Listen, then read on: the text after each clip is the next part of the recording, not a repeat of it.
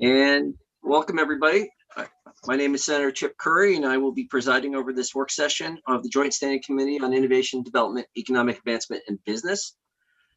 We are convened today via the internet, via Zoom, as we have been for most of this session, and for the purpose of to receive information from staff and others in order for members to consider legislative proposals before them and make recommendations or reports to the legislature. Only committee members and only committee members, the committee analysts, and those specifically invited to attend will be participating in the work session today via Zoom. For members of the public wishing to observe this meeting, it is being live streamed on the committee's YouTube channel and also will be recorded for viewing after the meeting is concluded. We are also broadcasting using the audio system for the legislature, and that can be found at the website www.legislature.maine.gov. Regarding the YouTube live stream for this meeting, the YouTube live stream of this meeting, which is accessible to the public, begins at the scheduled start time for the work session and will remain on until the end of the day's work. And one of the things that we have learned, if you're watching this, is watch for the box that has the title of the bill that we're working on. You can fast forward through these recordings and look for the committee number if you're looking to watch this later. For those participating in the Zoom, please, we've already handled all the identifiers, so we know the titles of everybody. But please also remember to if you're coming in as a guest, please make sure your name is as your Zoom identifier, and rather than iPhone number 6 or something to that effect. This is a public meeting. I must remind everybody that while the meeting and discussion must happen on screen and not via the chat function. Chat is meant for technical assistance, and because it's not recorded, it doesn't meet the public meeting requirements. If you are having technical difficulties, please contact the committee clerk, who is, and you can please reach out to her via chat or via phone. At this point, I'd like to ask committee members to introduce themselves. So, Representative Geiger, would you kick us off? Good morning. I am Representative Valley Geiger, District 93, Rockland and Ousehead. Morning, I'm Representative John Andrews, 73, Buckfield, Hebron, Paris, in Western Maine. Hi, everybody. Sarah Pepworth calling in from House District 133. Snow falling, covers Blue Hill, Brooksville, Brooklyn, Sedgwick, Surrey, and Castine. And I'm Senator Scott Searway, represents District 16, which covers Waterville, Winslow, Fairfield, Benton, Albion, Clinton, and Unity Township. Good morning, Jack Ducharme, representing House District 111, which is Solon, Norridge Walk, and most of Madison.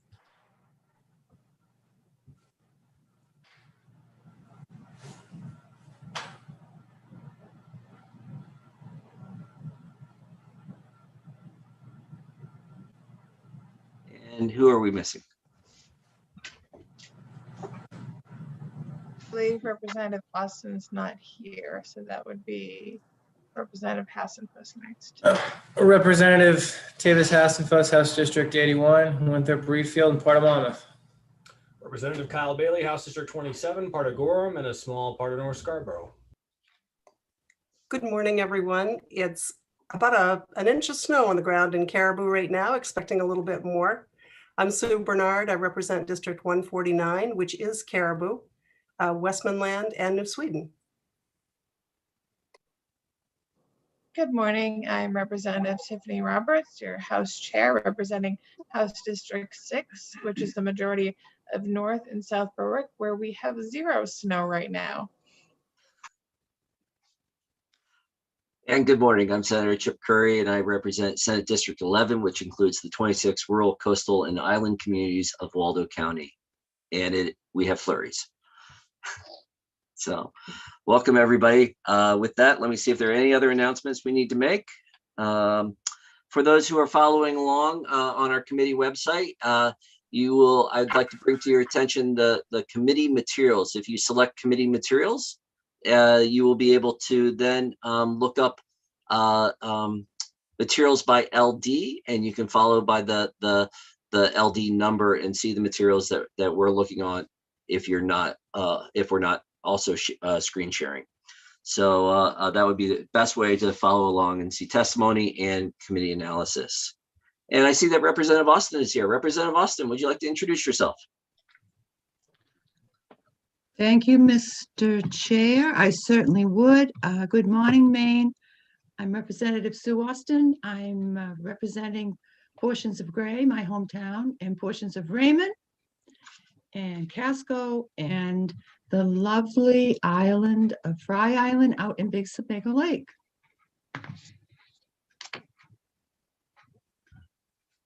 At this point, we will open the work session for LD 891. And I will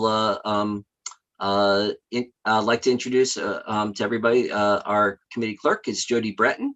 And so, and she will be helping anyone move from attendee, any of our invited guests from attendee into panelist and navigating a lot of the background technology. And then also our legislative analyst is Ms. Rachel Olson. And welcome, Ms. Olson. And the floor is yours to begin with the bill analysis on LD 891. Great. Good morning, everybody. No snow here. We actually have, it looks like, some sun occurring. But there was snow on the cars this morning. So, okay, we're starting with LD 891, which is an act to eliminate or forgive fines and penalties on persons and businesses due to the COVID-19 pandemic. This bill is a concept draft. It would eliminate or forgive fines and penalties on persons and businesses due to the pandemic caused by the coronavirus disease 2019, commonly known as COVID-19. I guess the first potential issue or technical problem is that the bill still remains a concept draft. The sponsor did not submit any language for consideration by the committee. In his written testimony, he did clarify the title by saying that fines and penalties imposed during the COVID-19 crisis due to COVID-19 restrictions will be returned to the affected parties during the 2021 supplemental budget process. But again, no official language was submitted as an amendment to the concept draft. And there does need to be language to replace the concept draft in order for the committee to make a recommendation. There were some information requests as a part of the conversation during the public hearing. The first was, what were the types of fines or penalties assessed as a result of the pandemic? Or if not that specific, a total number of fines and penalties as a result of the pandemic. So to start off, fines and penalties assessed as a result of the pandemic can come currently still from a variety of sources. This could be from the different licensing boards for the various occupations and professions. It could come from the Department of Agriculture, Conservation, and Forestry for grocery store and food processing plants. It could also come through the health inspection program, which is part of the CDC under DHHS, which oversees restaurants and accommodations. And it could also come from cities and towns through municipal ordinances. And again, that's not necessarily a complete list of where fines and penalties could come from, but does represent, I believe, the most significant avenues of regulation. So I dug into these numbers. I'll start off with, there was mention of a recent Bangor Daily News article related to this, which I was able to find. And according to that report, the article is from April 19th. From April 1st of 2020 through March 9th of 2021, there were 23 businesses that had their licenses temporarily suspended through the Maine Health Inspection Program. Only one business had a temporary license suspension through the Department of Agriculture, Conservation, and Forestry. And then I was also able to reach out specifically to DHHS about their health inspection program, and they submitted the following information. So they had 4,100 total COVID complaints through the health inspection program. They followed up on 1,700, and the HIP program followed up on those, and then local health representatives followed up on 2,400. So there is some sharing in the HIP program on who does the follow-up. whether that's coming directly from the health inspector program through the state, or if the responsibilities are with the municipal towns or cities. 93 imminent health hazard findings. Those are not enforcement. There were 23, as the Bangor Daily News article cited, there were 23 temporary suspensions. There were 6 businesses or individuals that received fines for operating on a temporarily suspended license. Those totaled fines of $56,000, and 4 received fines for unlicensed operation, totaling $1,250. And they also submitted data from 2019 pre-COVID for your comparison. Commissioner Head, when she spoke, giving her oral testimony during the public hearing, indicated that there were no fines or penalties for such infractions from the offices under OPOR. And I also looked into the disciplinary database and was also not able to find any, although admittedly it did crash in the middle of me looking at it. So, but again, I didn't see anything, and I did look extensively. I also looked into the information Ms. Valancourt presented from the Board of Dental Practice. She indicated in her oral testimony that there were 2 individuals who were fined for unprofessional conduct related to the violations of the governor's executive orders and board policies. Those cases are available on the public website, as I indicated. In each case, the individual, not the business, but the individual was fined $1,500, and each case was resolved through a consent agreement signed by both parties. And that brings me to the next question that was asked. And I just like to mention that the information I'm covering now is applicable to bills that we'll be doing later today as well, related to fines and penalties. So there's some repeat information within here. And I actually directed you back to the bill analysis for this bill for some information as well. There was a question around the process the boards go through when assessing fines or penalties. And later in the day, I think for LD 1275, there was a question on due process rights. And so I've included that information in both of the bill analyses. Statutory authority comes from Title 10, Section 8003, subsections 5 and 5A for the different boards as it relates to disciplinary action. Any non-consensual disciplinary action can only be imposed after a hearing, which is conforming to the requirements of Title 5, Chapter 375, Subchapter 4, which is adjudicatory proceedings, and in most cases is subject to judicial review exclusively in the Superior Court in accordance with Title 5, Chapter 375, Subchapter 7, which is judicial review, final agency action. I've linked those for your review, and there's also a memo that my office put together concerning the due process rights as they related to the complaint procedures within COVID.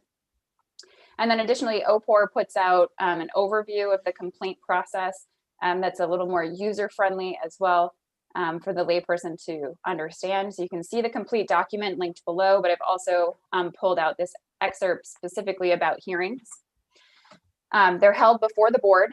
They're conducted in accordance with the Maine Administrative Procedures Act.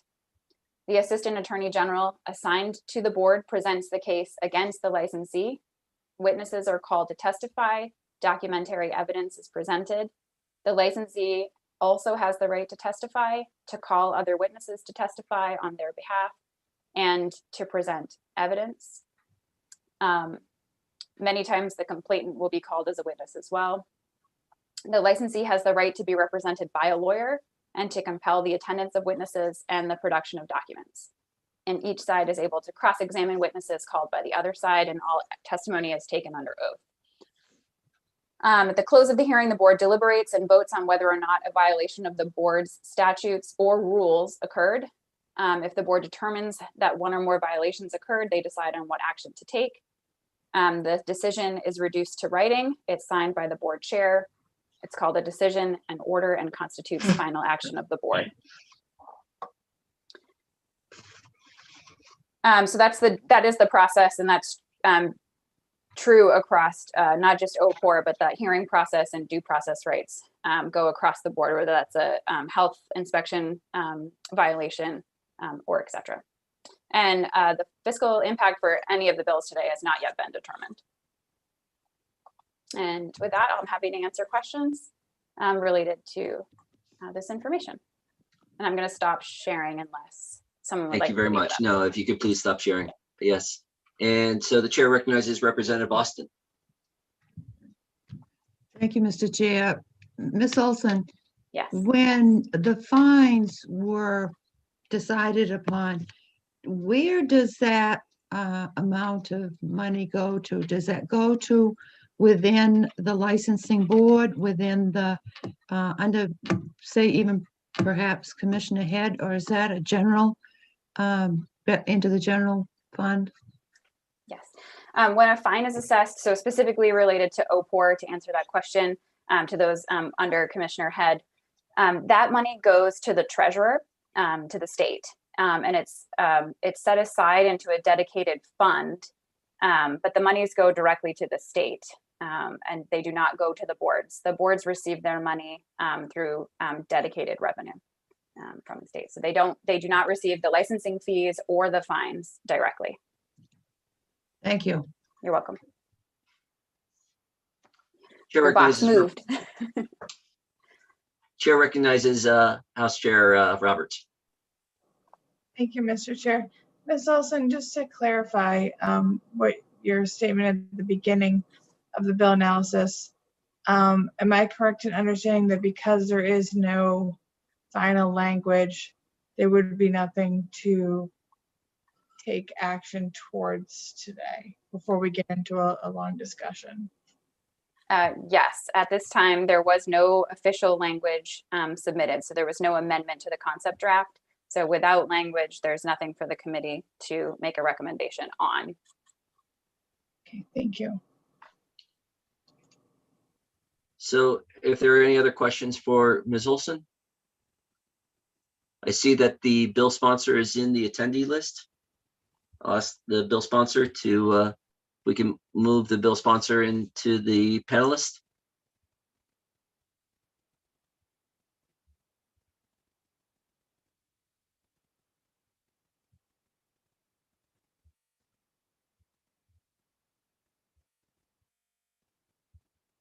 Ms. Breton? There we go.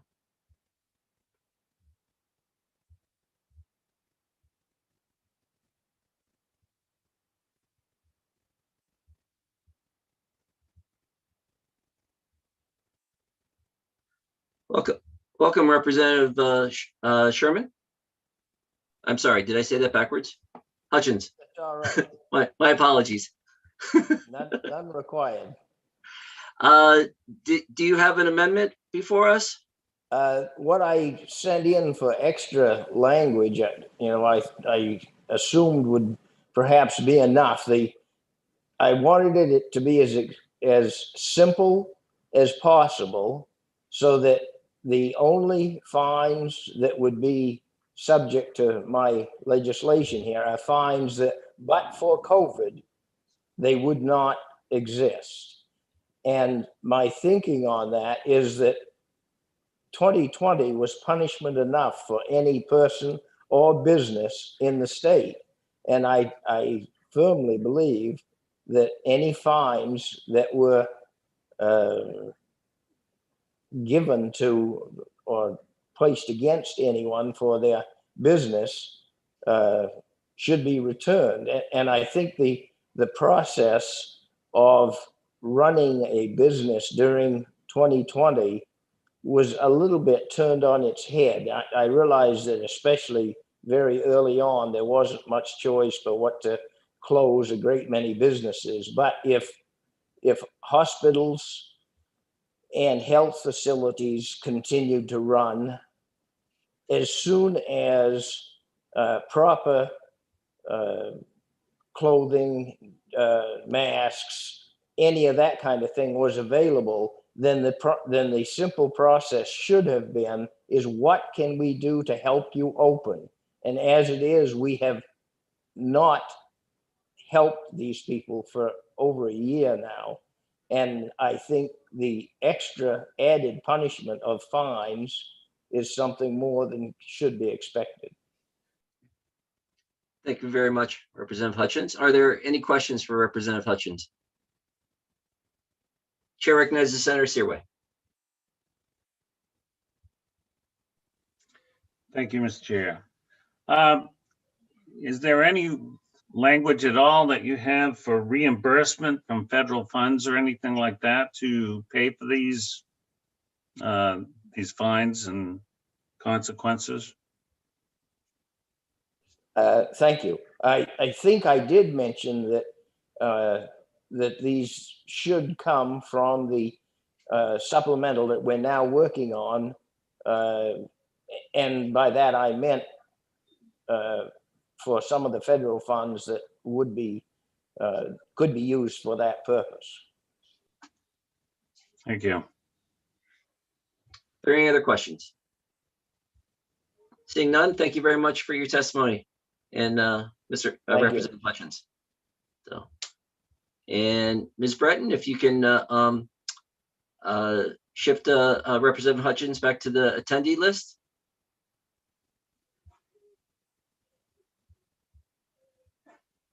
Are there any other questions for Ms. Olson? Seeing none, any further discussion? Chair recognizes Representative Roberts.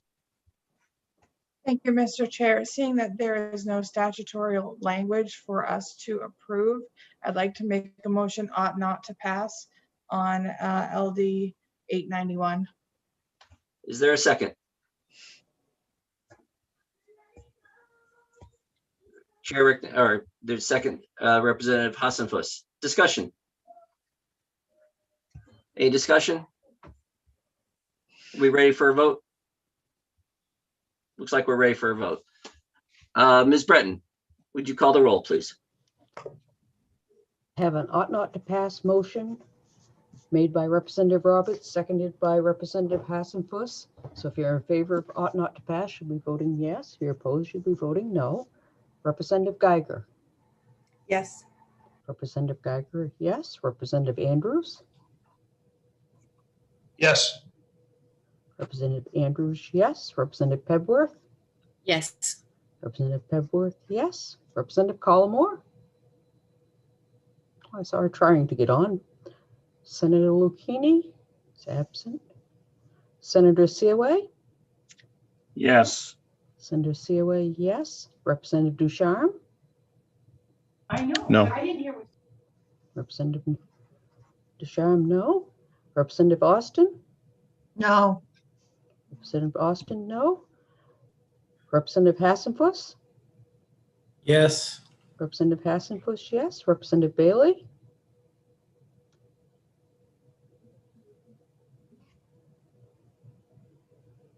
Representative Bailey? Yes. Representative Bailey, yes. Representative Bernard. No.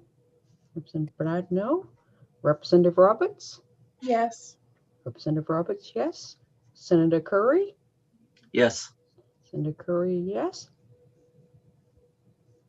It's 8 in the affirmative, 3 in the negative. 2 absent.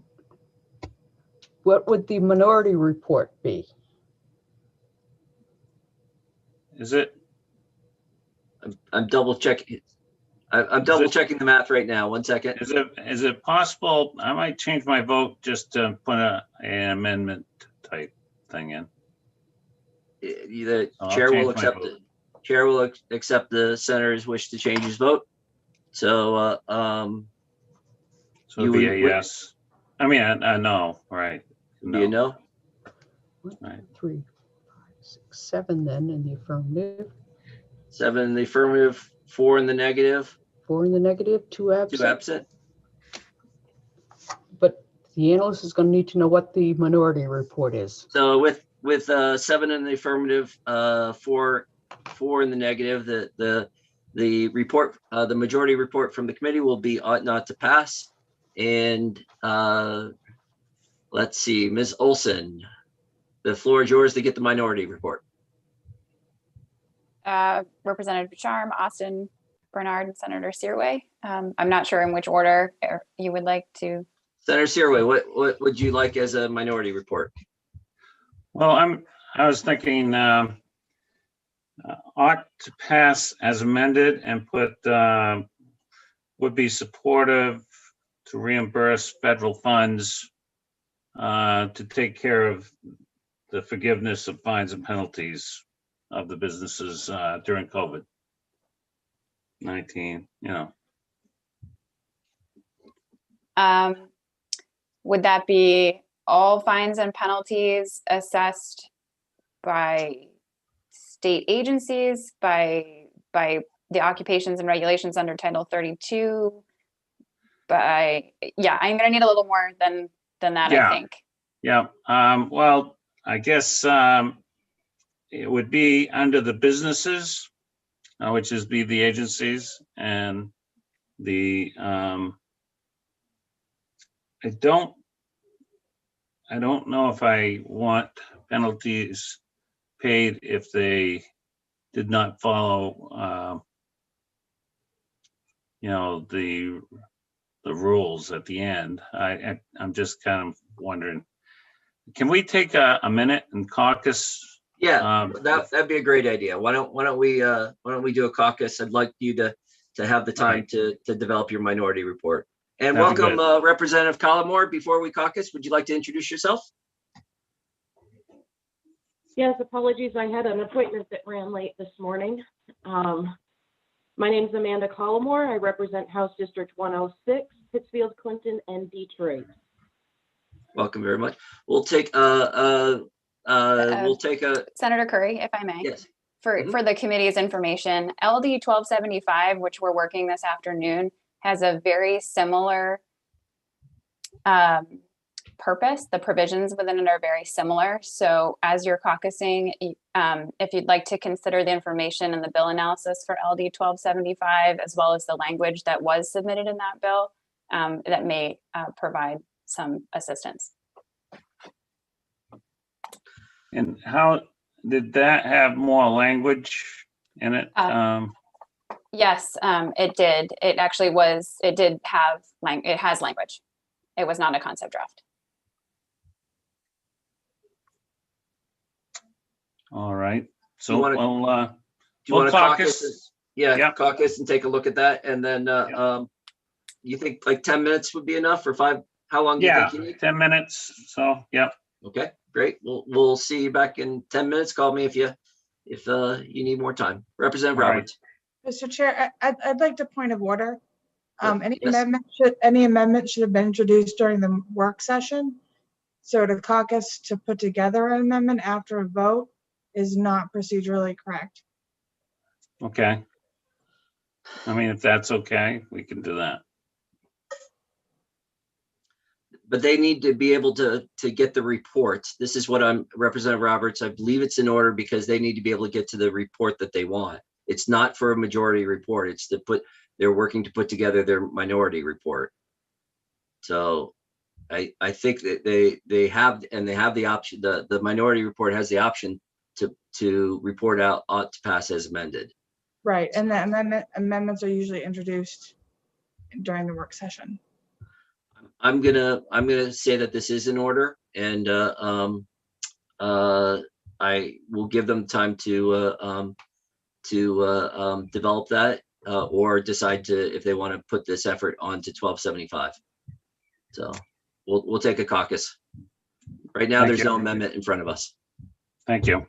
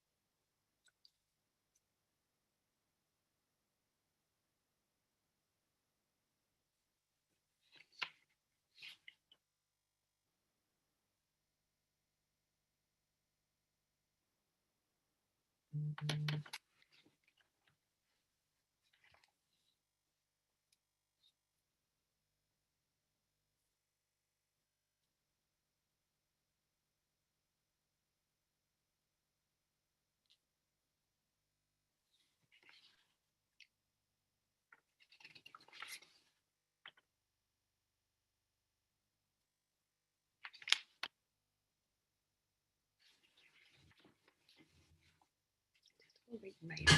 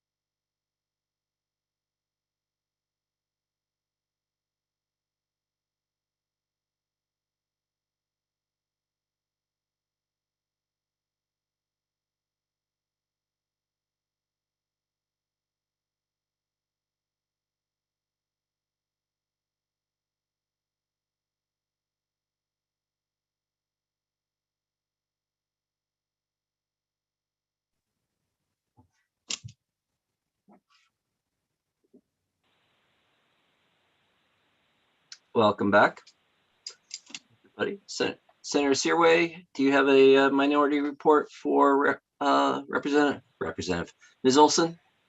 Yeah, I'm going to have Representative Jack Desham explain it, but also I was wondering, is it too late for Representative Collmore to have her vote? Oh, not at all. Well, a work session is still open. I would expect a vote from Representative Collmore. Yeah. Now there's Representative Collmore. Do you want it now? Yes, go ahead.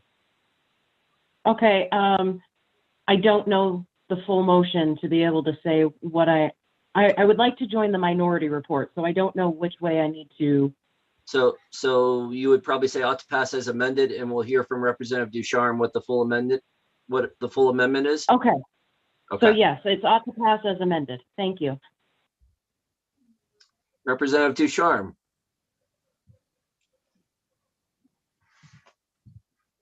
Thank you, Senator Curry. The minority report ought to pass as amended with the funds to be taken from the accounts at the state treasury where those fines were deposited, fines and that should be returned to the businesses that were incurred as a result of violations of either executive orders or other pandemic related rules during the pandemic.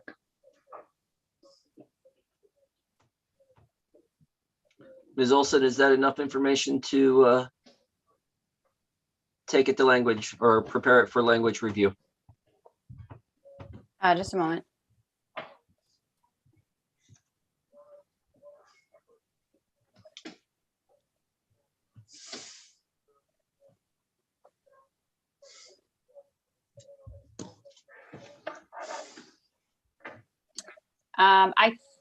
I mean, you guys know I'm still new. I think that gives me at least enough to go off and get started with, and then I'll come back if I discover that I need more clarification on that. And of course, I can always reach out by email to those members that support this minority report as well. If I just need a little clarification, and then when it's drafted, it would come back in front of the whole committee. Thank you. Thank you. And just for clarification, for those that voted against the motion, is there anyone that does not want to support this minority report and would like to put in an alternative minority report? Okay, all right, so Representative Ducharme, Representative Austin, Representative Bernard, Senator Searway, and Representative Collmore, excuse me. Okay, great, thank you. Have all now voted and we have a report. Okay.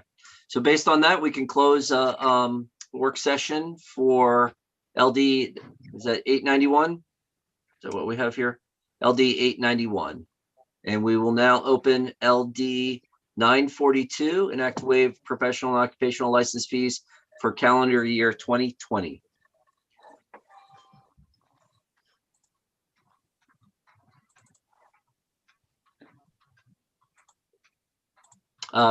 Sorry, Ms. Olson. Floor is Yes, yours. sorry, yes. Thank you. Okay, LD 942, an act to waive professional and occupational licensing fees for calendar year 2020. This bill waives all licensing and certification fees for calendar year 2020 that are imposed pursuant to the Maine Revised Statutes Title 32, which governs professions and occupations. A person who has paid a licensing or certification fee for calendar year 2020 must be reimbursed.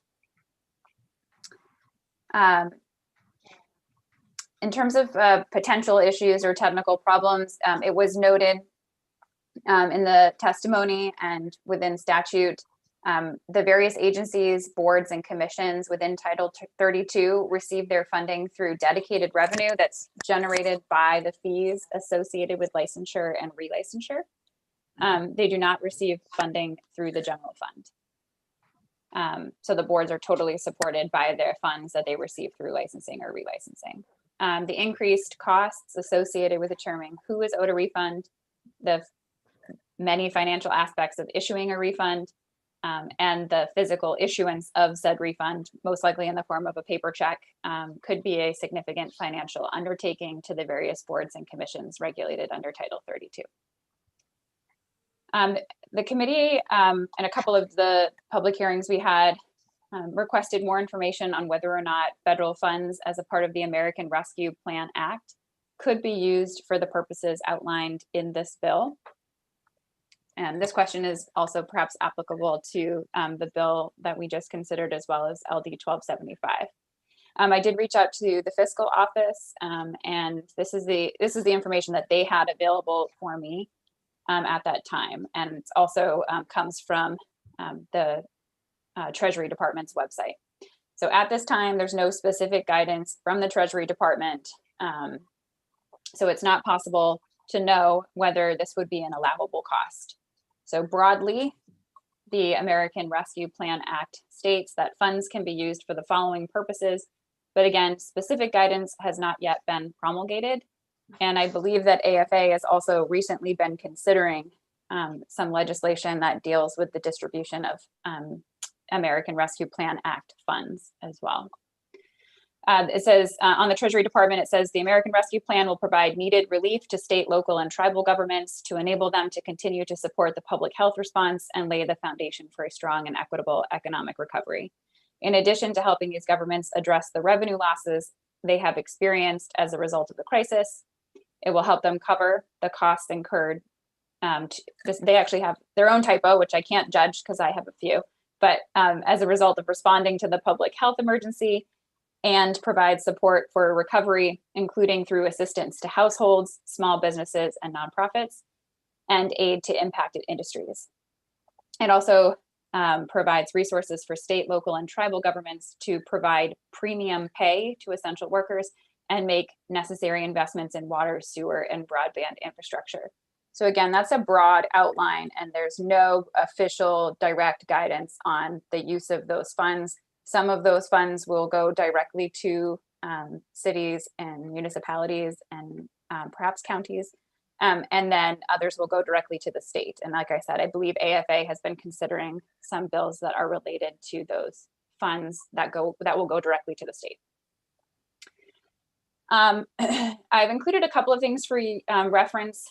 One is in testimony, a number of individuals referred to Executive Order 16 from the fiscal year 1920 that allowed the various boards and commissions to waive licensing fees and or to offer them sort of as an optional for the year, and then also issuing free licenses as well, particularly in the healthcare industries that are licensed. For reference from previous, I have the licensing fees that are established through rule. These were changed recently, so you could have a feel for how much different different industries pay for their licensing fees. Many of them range in the under $50, 20, 25, 35. There are a few that are more substantial. I believe one is around, I think the highest is around 500, and there are just a handful that are in the upper 200s. To just kind of give you an overview, but that is available as well, so you can get an idea of what those costs for an individual would be. And then again, there was a question on whether or not this is feasible under current statute. So I've included the disposition of fees statute relevant to the boards here under OPOR. So they're paid directly to the Treasurer of State and credited to the account for that board, commission, or regulatory function. And those monies must be used for the expenses of administering its statutory responsibilities, including but not limited to the costs of conducting investigations, taking testimony, procuring the attendance of witnesses, all legal proceedings initiated for enforcement, and administering the office. So statutory responsibilities would include their health and safety rulemaking and guidance as well. So that is what I have for you today for LD 942. Happy to answer questions, and I will stop sharing. Thank you. Is the bill sponsor in the waiting room, Ms. Breton?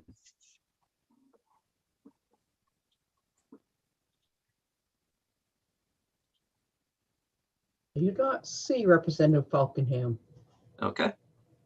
So does anyone have any, I'm sorry, and I forgot to ask if people have questions for Ms. Olson. So any questions for Ms. Olson? Seeing no questions. And the bill sponsor is not there. Does anyone discussion? I see that Commissioner Head is in the attendee list. Does anyone? Chair recognizes Senator Searway.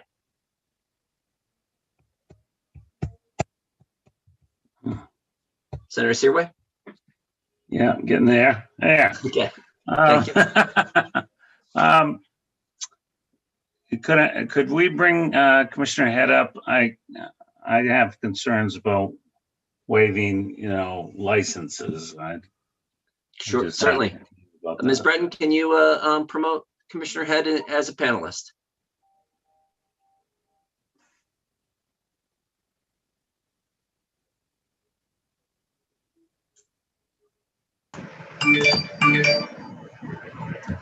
Welcome, Commissioner Head.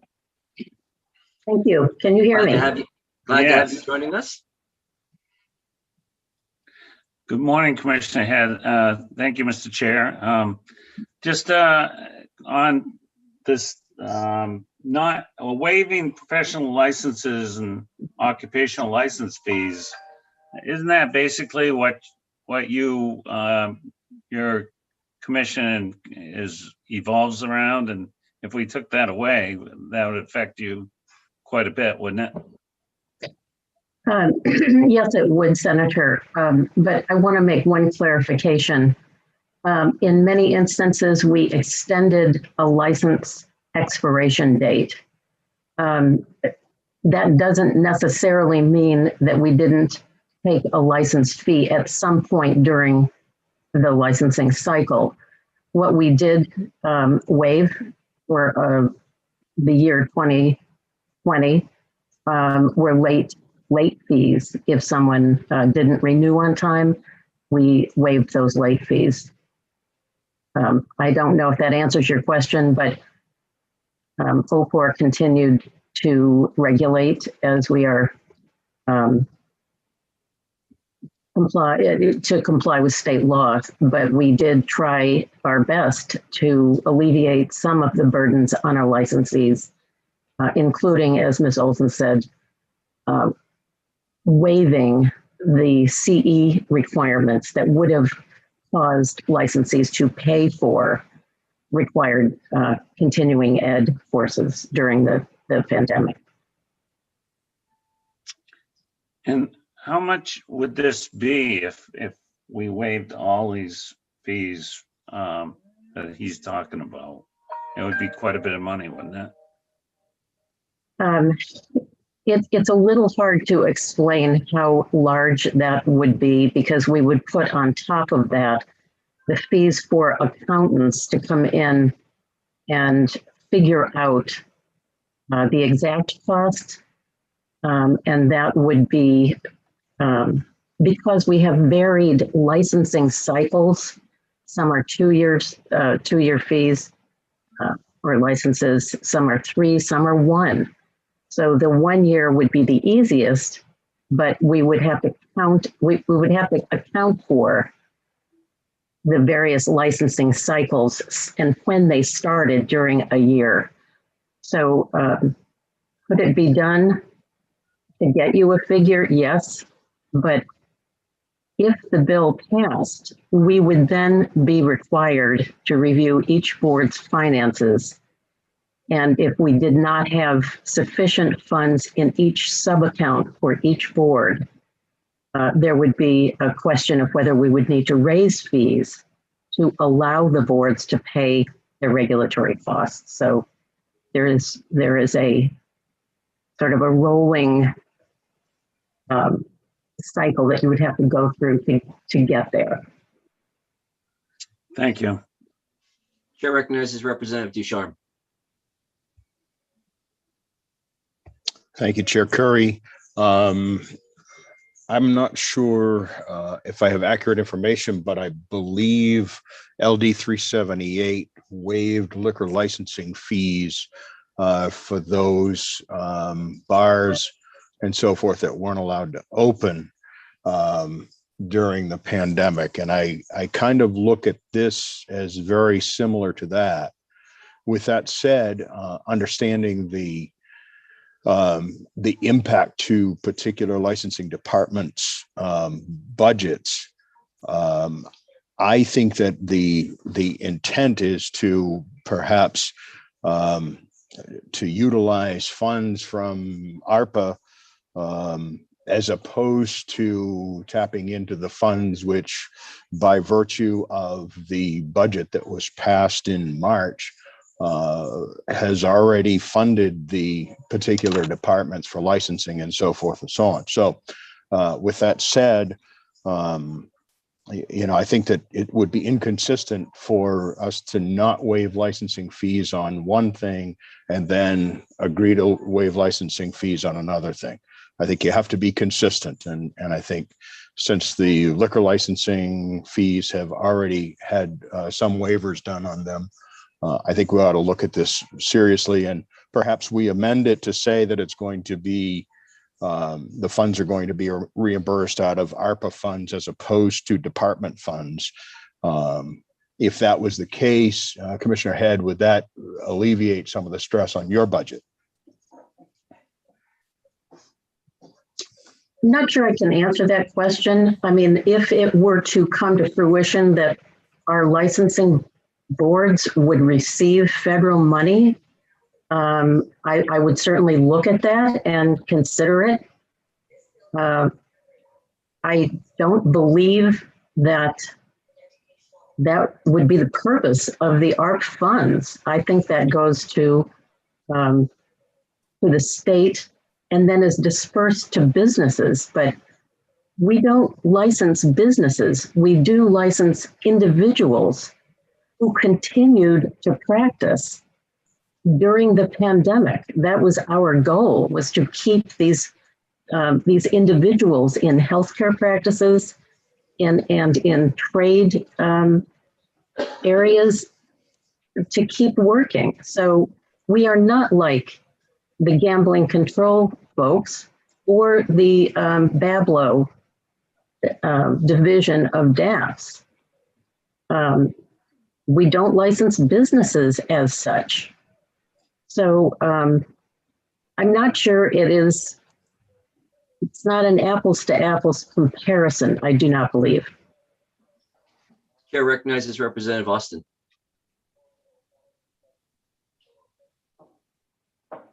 Thank you, Mr. Chair. Commissioner Head, is there any way to take, for lack of a better word, a straw poll guidance from the boards to see how many actually, were there any that actually did not renew their license? And / I know you said that we're not licensing the business, but oftentimes the tradesmen in certain areas they are part of the workforce of their own business. Is there any way to get any sort of a handle on how many may have really been noticeably negatively affected? Maybe some of those businesses went out, but within that business, the owner had to have his license. Is that any of that even a straw vision of what might have been, the impact might have been? Yes, I understand what you're getting at. I do. For example, our electricians needed to renew their 2-year license. If we became aware of any issue of payment or lack of ability to pay, we worked out an arrangement with those folks. That is not something I can report to you on at this point, but the electrical company that electrician works for is not licensed by our licensing board. So there weren't, whether the pandemic had anything to do with a person's ability to renew or get a license, that was not an issue for these licensing boards. So I'm not sure I can answer your question. We continued to work with our licensees if there was any problem with being able to pay for a license or a license renewal. That is discretion that I have as the director of OPOR.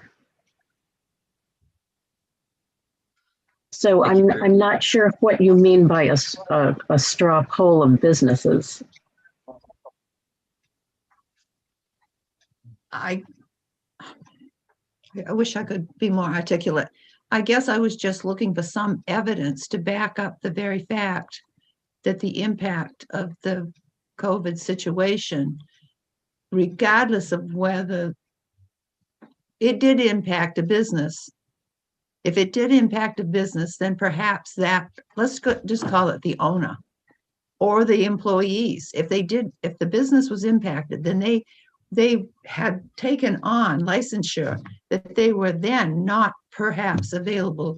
They did not have the availability of work to utilize that license until they found another job, which they may not have been able to. So maybe it's just too convoluted, but I'm just kind of searching for, documentation of the validity. Commissioner Head, any response to that? All I can say is I don't think licensing boards in any way stood in the way of a business or the employees of a business who wanted to keep their licenses valid. We made every effort to make sure that license continued so that when the business was then able to continue, those folks could work.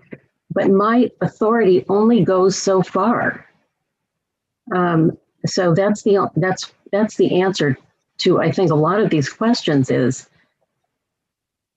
we have certain statutory authority that does not go beyond the statute. And I have used my discretion in OPOR to make sure that their individual problems were addressed. Are there other questions for Commissioner Head? I'm sorry, I didn't mean to cut you off, Representative Austin. You're good? Are there other questions for, Chair recognizes Representative Hassenfuss. Thank you, Mr. Chair, but I have more of a general comment, so I will yield to Representative Descharnes if he has. Representative Descharnes, did you have a follow-up question to Commissioner Head? Yes, I did. Thank you very much. In the bill language, it talks about a person who has paid a licensing or certification fee for calendar year 2020 must be reimbursed. And I think that addresses Commissioner Head's contention that she has done a great deal of work to try and mitigate some of this with a lot of the licensees. And I do commend Commissioner Head on that. And I do want to recognize her efforts to help businesses. I know she's a great resource for them. And so do you think that, Commissioner Head, do you think that by virtue of the language saying a person who has paid a licensing fee must be reimbursed, that kind of blunts the impact of some of your concerns for those that you've already mitigated some of that?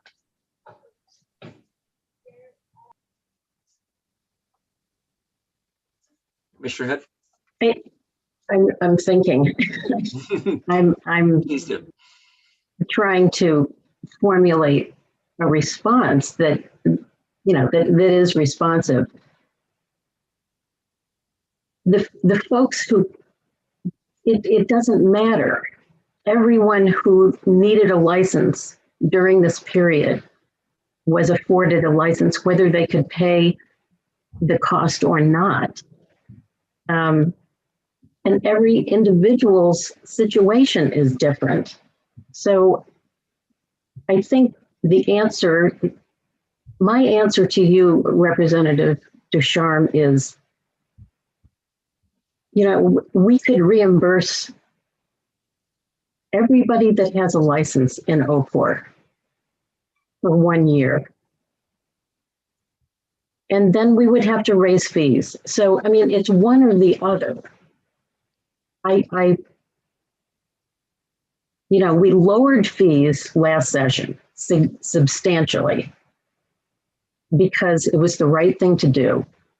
And over time, the cost of regulation, whatever it is, license fees or regulatory operations or complaint processes, all of those services need to move forward to protect Maine citizens. So I think the concept, I understand the intent, but to implement that intent has unforeseen consequences that will damage public protection. So I understand the question, but that's my answer is it will come back in a different way to harm public safety. Thank you very much. And I think that's the last question for Commissioner Head. So I appreciate your joining us at the committee. Ms. Breton, if you could shift Thank you. Commissioner Head back to the attendee list. And Chair recognizes Representative Hassenfuss. Thank you, Mr. Chair. As Commissioner Head said, the intent of this bill, I think, has the right idea and is certainly very noble, but I don't think that this is the proper way to mend Maine business. It'd be very administratively difficult, and we're only talking, $100 or so to each individual. And for those businesses that were severely impacted by the pandemic, $100 is not going to be enough. It's not going to really do what's needed. This committee, one of the really interesting things this year with this committee is we have the opportunity to find ways to rebuild the business community that has been impacted by COVID-19. The state has certainly asked a lot of local businesses to protect the public health. And I think it's incumbent upon the state to do what it can to give back to those businesses that have done such a wonderful job of stepping up to the plate and keeping Maine one of the safest places in the country. This bill just isn't the right vehicle for that, but there's others coming that will be. And I think this committee needs to think long and hard about the best ways to allocate state funds to the businesses that have been impacted by the pandemic. So that is one of the biggest challenges facing this committee. And I look forward to doing that. I think that that's work that this legislature needs to do and will be greatly appreciated by the community. So let's all keep our antenna out for bills, good ways to do that. And I think some are coming. I just don't think that this one is the right way to do it for a number of reasons. And because of that, I'll make a motion ought not to pass. I'm going to say that's out of order because you've argued for your motion prior to, and I'm going to call on Senator Searway. Thank you, Mr. Chair. I was wondering if we could just caucus just for a bit on this before we make a motion. Can we do a 5-minute caucus? Yeah. All right. All right. Excellent. Thank you.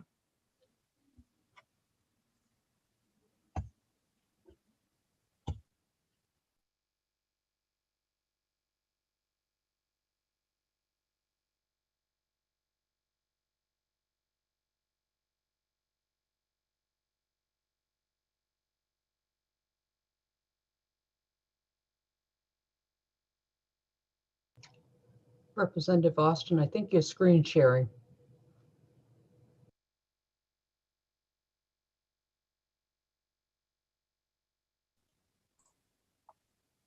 Representative Austin, I turned it off. You're all set.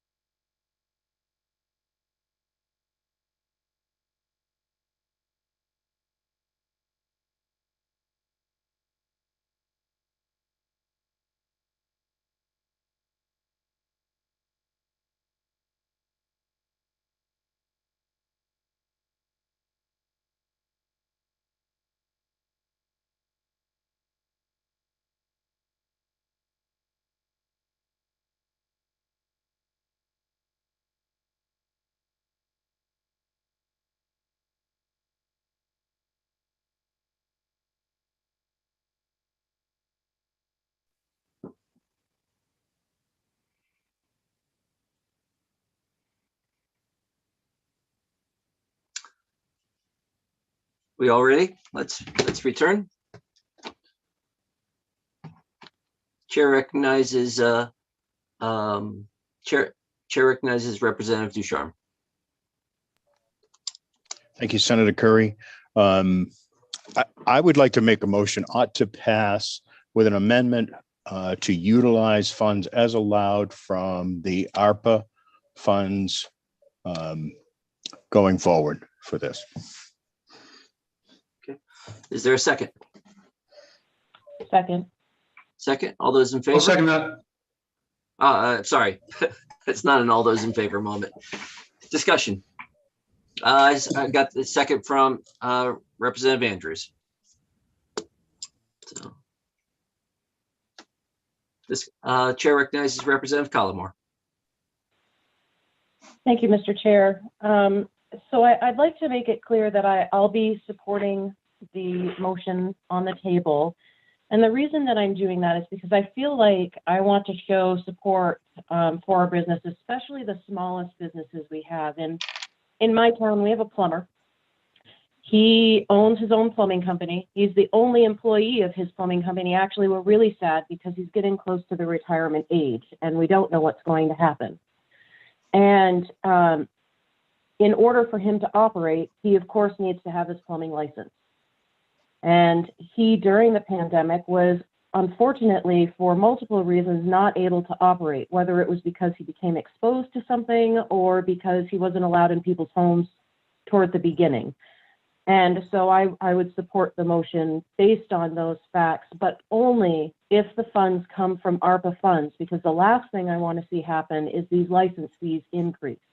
So I think adding that amendment that it should come from ARPA funds, if allowable, obviously, is a way to address the issue, help these small businesses, and ensure that our license fees will not increase. Thank you.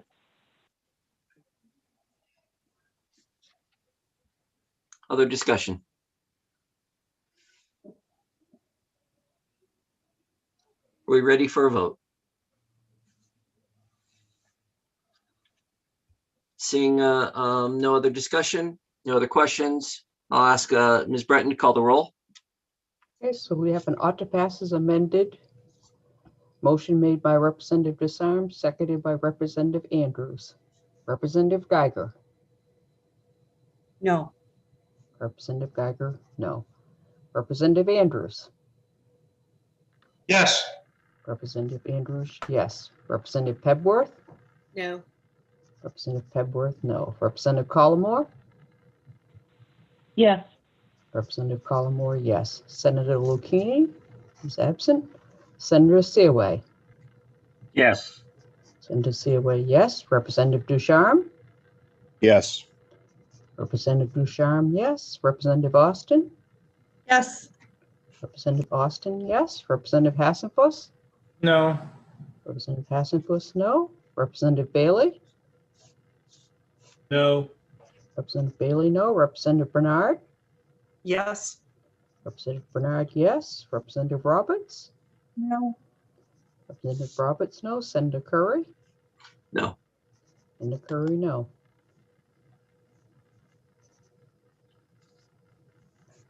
Ms. Breton, what is the Six, result? six. So the motion fails. Can you say that again? It was 6-6. 6-6. And so, so the motion fails. Is there another motion? Chair recognizes Representative Roberts. Thank you, Mr. Chair. I motion ought not to pass on LD 942. Is there a second? Chair, second by Representative Hassenfuss. Any further discussion? Will you call the roll? Ms. Breton? Yes, so I have an ought not to pass motion by Representative Roberts, seconded by Representative Hassenfuss. So if you're in favor of ought not to pass, you'll be voting yes. Opposed, you'll be voting no. Representative Geiger. Say that again. Which way am I voting? Ought not to pass. If you're in favor of ought not to pass, you'll be voting yes. If you're opposed, you'll be voting no. Thank you. Yes. Representative Geiger, yes. Representative Andrews?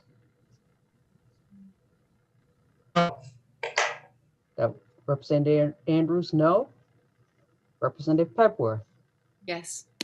Representative Pepworth, yes. Representative Collmore? No. Representative Collmore, no. Senator Lucchini is absent. Senator Seaway? No. Senator Seaway, no. Representative Ducharme? No. Representative Ducharme, no. Representative Austin? No. Representative Austin, no. Representative Hassenfuss? Yes. Representative Hassenfuss, yes. Representative Bailey? Yes. Representative Bailey, yes. Representative Bernard? No. Representative Bernard, no. Representative Roberts? Yes. Representative Roberts, yes. Senator Curry? Yes. Senator Curry, yes. Again, a 6-6 vote. Motion fails.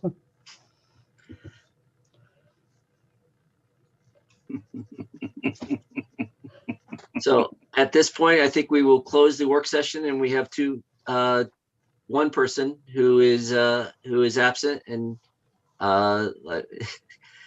Representative Roberts, you feel free to jump in here with how we move forward. Mr. Chair, I motion that we table LD 942. Move to table. Is there a second? I'll second. Second. This is a non-debatable motion. So all those in favor, do we need a roll call on this, or can we do a show of hands? Let's see if it takes a majority. Can we do a show of hands for tabling this motion? We can see it. I see a majority of the majority. Will that work for our records, Ms. Breton? Yes, I saw 9 hands, so. Okay, thank you. LD 942 has been tabled, having no motion passing. So, okay, we will now, at this point, I'm going to hand the gavel over to Representative Roberts.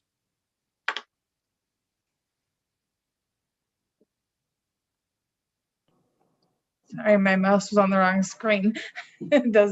Shortcuts don't work. All right.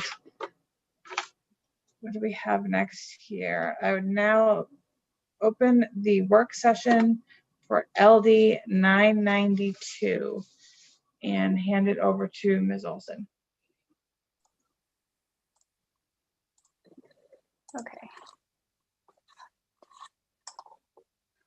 So do we have LD 992, an act to prevent the denial or revocation of a professional or business license for a violation not related to that profession or business?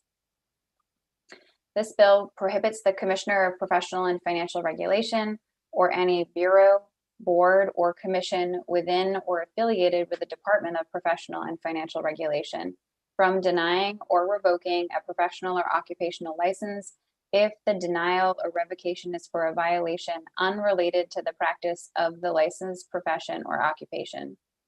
It requires the department to submit to the Joint Standing Committee on Innovation, Development, Economic Advancement, and Business a report identifying existing statutes that allow for such denial or revocation and gives the committee the authority to report out legislation repealing these statutes to the second regular session of the 130th legislature. The bill also prohibits municipalities from denying or revoking a business license if the denial or revocation is for a violation unrelated to the conduct of the business. It requires the Department of Economic and Community Development to submit to the Joint Standing Committee on Innovation, Development, Economic Advancement, and Business a report identifying existing statutes that allow for such denial or revocation and gives the committee the authority to report out legislation repealing these statutes to the second regular session of the 130th legislature.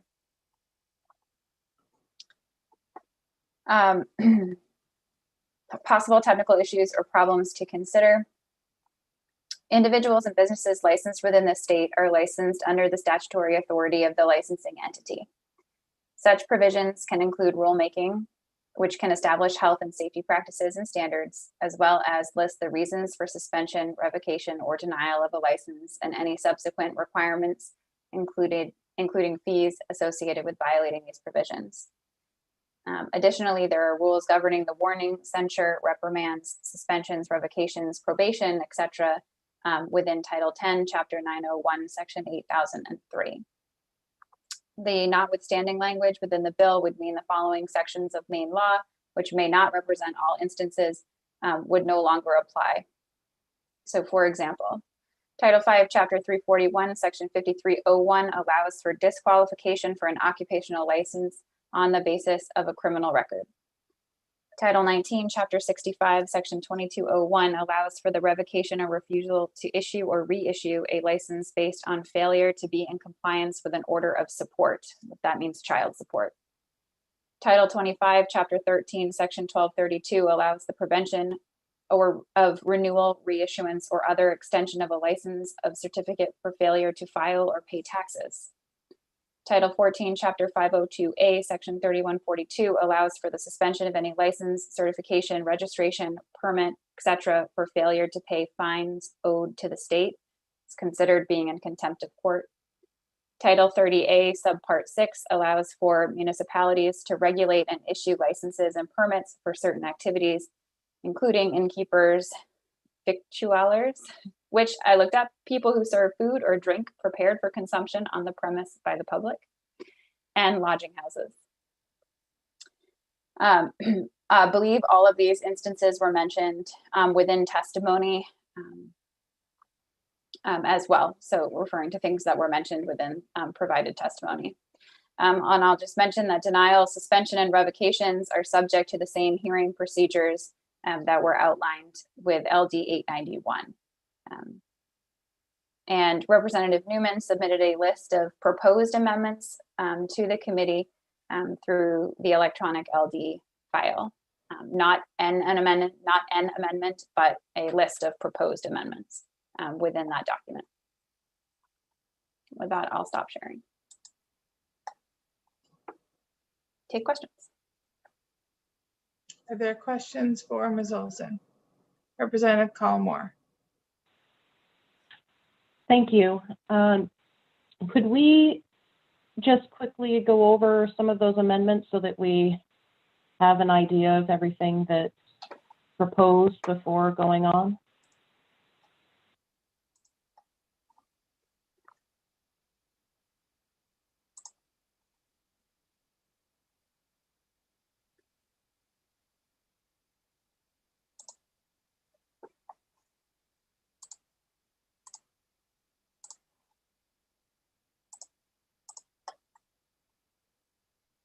I received this from Representative Newman. So he's suggesting some amendments to LD 992. One is that you could consider removing the notwithstanding language and put forward some exceptions, including A, the reason for denial or revocation is listed on the license application or renewal application. I will note that things like having a criminal record, either at the time of application or at renewal, something that had occurred in between being initially licensed and renewing, those are in fact on the license applications for many, if not all, of the license occupations that are prohibited from having a criminal record. If the business or individual is under investigation of a suspected crime, or for a listed revocation or denial item listed on the application, the individual is convicted of a felony, or the business has been found in violation of state law or local ordinance pertaining to that business. And finally, there are statutes and existing law that allow denial or revocation of that license. And so those are the amendments that were put forward. I'm happy to answer questions about those, as well as anything in the bill analysis. Would you like me to keep sharing, or shall I turn it off? If you could turn it off for right now, just because I can't see hands. That is uploaded in the electronic LD file, so people, and I think, so you can access it on your own devices. Okay. Oh, Senator Sarah, did you have your hand up? Yes, could we have Representative Newman come up and may have a few questions for him. Yes, I was just about to do that. Absolutely. Thank you. Ms. Olson, Ms. Olson, Ms. Breton. Could bring, there we go.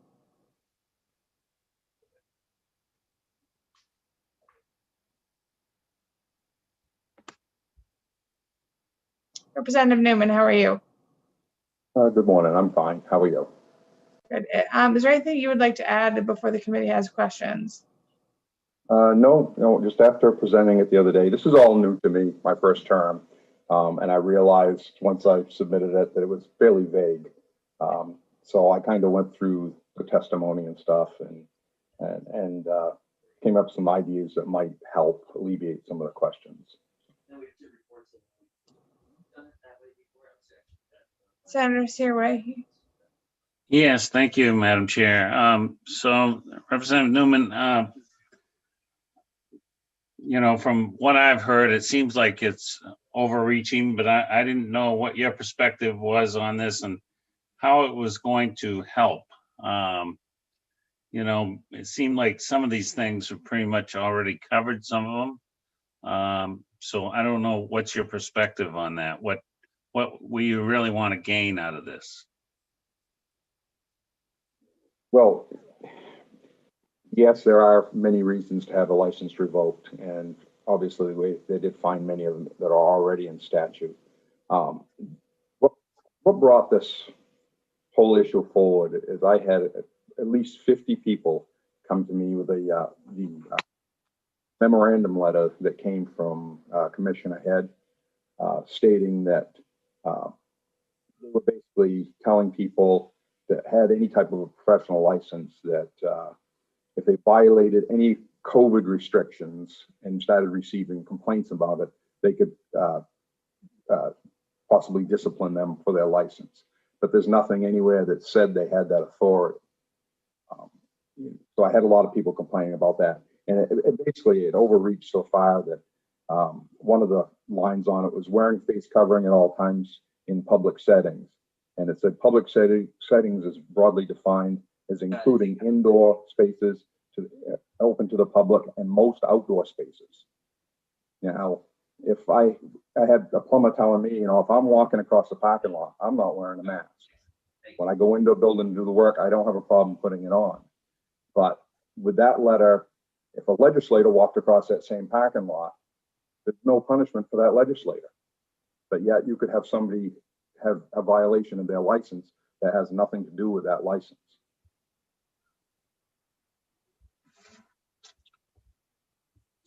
So how would, just a follow-up, Madam Chair.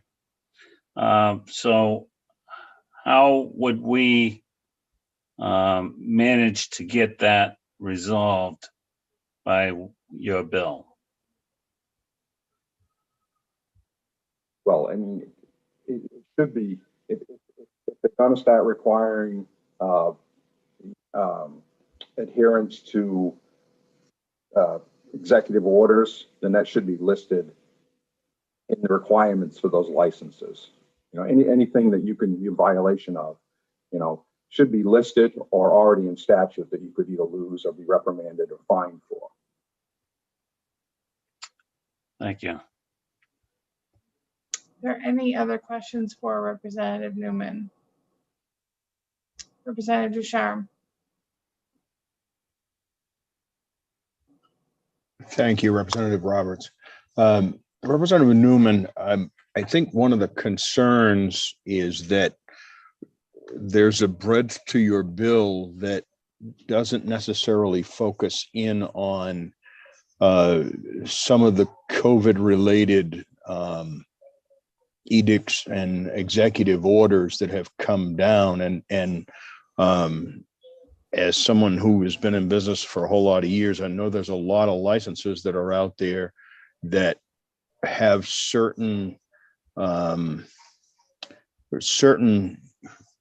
appropriate behavior clauses in them. And my concern is that if we make this clearly just driven by items not related to the profession, some of those things that are definitely, in other words, you don't want someone with a Series 6 stockbroker license who has a felony conviction for embezzlement. Does that necessarily have to do with his Series 6? No, he may have been an accountant for somebody else that took money from them. My concern is just how broad this is. And I certainly understand what you're saying with respect to the COVID rules and some of those executive orders that came down. But I think we need to kind of tighten it up to bring it in towards those things with executive orders and unvoted on mandates and so forth that really are just promulgated by bureaucrats.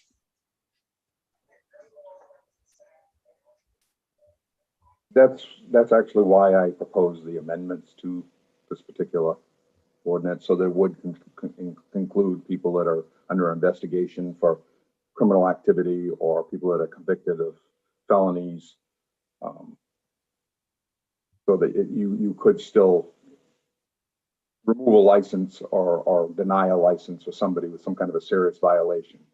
It's just the fact that somebody can remove a license or reprimand somebody for a nuisance violation is what it amounts to. It's going to cost a lot of money to go to defend yourself in court if you have to, for something very minor. Representative Ducharme, did you have a follow-up?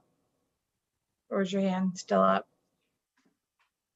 I will follow up. Is it possible to get the language tightened up to reflect those kinds of things as opposed to being as broad as it is?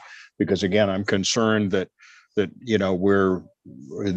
a pretty broad brush here being painted, and I certainly would support this if it was tightened up to reflect those things that you're actually focusing in on. I'd be more than happy to work with somebody. Being a lawyer is not my background. So, I mean, if you want to suggest who I work with, I would be more than happy to do it.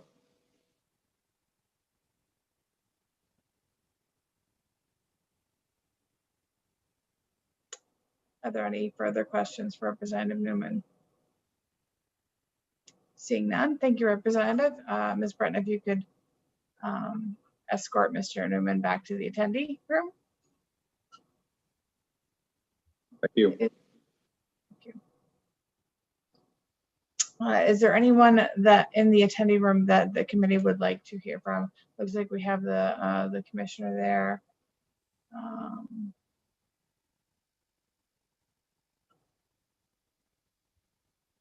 No. Okay then. Seeing none, is there any further discussion in regards to this bill? Representative Collmore. I didn't have discussion, so I'll wait until I was going to make a motion, just to verify nobody else has. Sounds good, thank you. Any further discussion in regards to this bill? I'll entertain a motion if not. Okay, Representative Collmore. I'd like to make a motion, we table the bill to allow for language to be tightened up. Is there a second?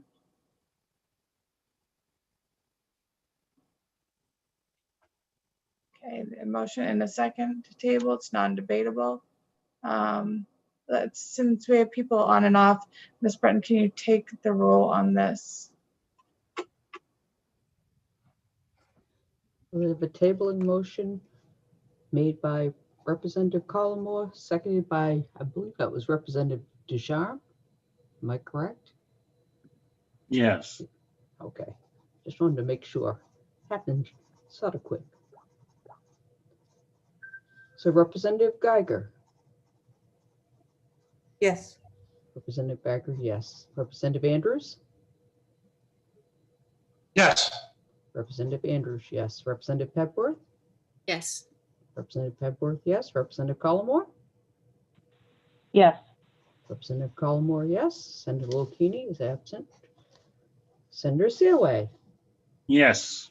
Representative Seaway, yes. Representative Ducharme? Yes. Representative Ducharme, yes. Representative Austin? Yes. Representative Austin, yes. Representative Hassenfuss? Yes.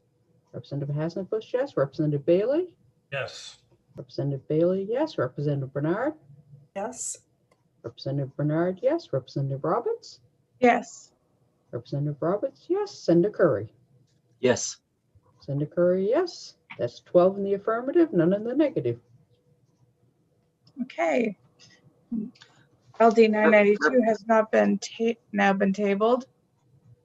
Representative Roberts, I'd like to take the gavel for one moment Sure. as we've closed Do the you want me work to- session. Do you want me to close it first, or? Please do. Yes. Sorry, I went too fast. That's okay. So we will now close the work session on LD 992. Excellent. And welcome back, everybody. So LD, I'm gonna need to correct an error from LD 942 that I made as chair. I'd like to take this off the table because we actually can accept a tie vote from and do not need to table it. So we got advice from our parliamentarians, and we've done this in the past. So I will accept a motion to take it off the table. So moved. So moved. Second. Any opposition? Seeing none, we'll take that off the table. So the advice is that, and we have done it before, that when we have a tie vote, we don't know which is the minority report and which is the majority report, but our joint rule allows for voting of absent members up to a day later. So at this point, I just want to make sure that all those who we could have stopped after the ought to pass as amended that received 6 votes, and then when Ms. Olson would have asked what's the report of the other 6, we would have said ought not to pass. And so I will ask the committee, is anyone seeking to change their vote on that? Everyone's comfortable with their vote. So the majority, what is the majority report and what is the minority report will be determined after the 13th member votes absentee. So at that point, now I will close LD 942. Sorry for the confusion. And Ms. Olson. Sorry, I just want to make sure that I'm clear since we're going back. So we're going with what was the first vote. So the motion was ought to pass as amended by Representative Ducharme, seconded by Representative Andrews. The amendment was to go forward with the language and adding, I believe it would be at the end to I should have it open, to utilize the American Rescue Plan Act funds as allowed in order to do the reimbursement. But I'm sorry, let me pull that back up. I don't want to misspeak. Just to make sure I have this.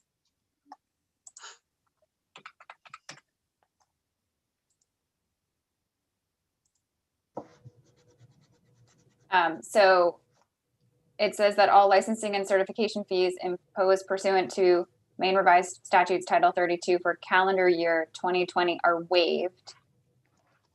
And then a person who has paid a licensing or certification fee for calendar year 2020 must be reimbursed utilizing American Rescue Plan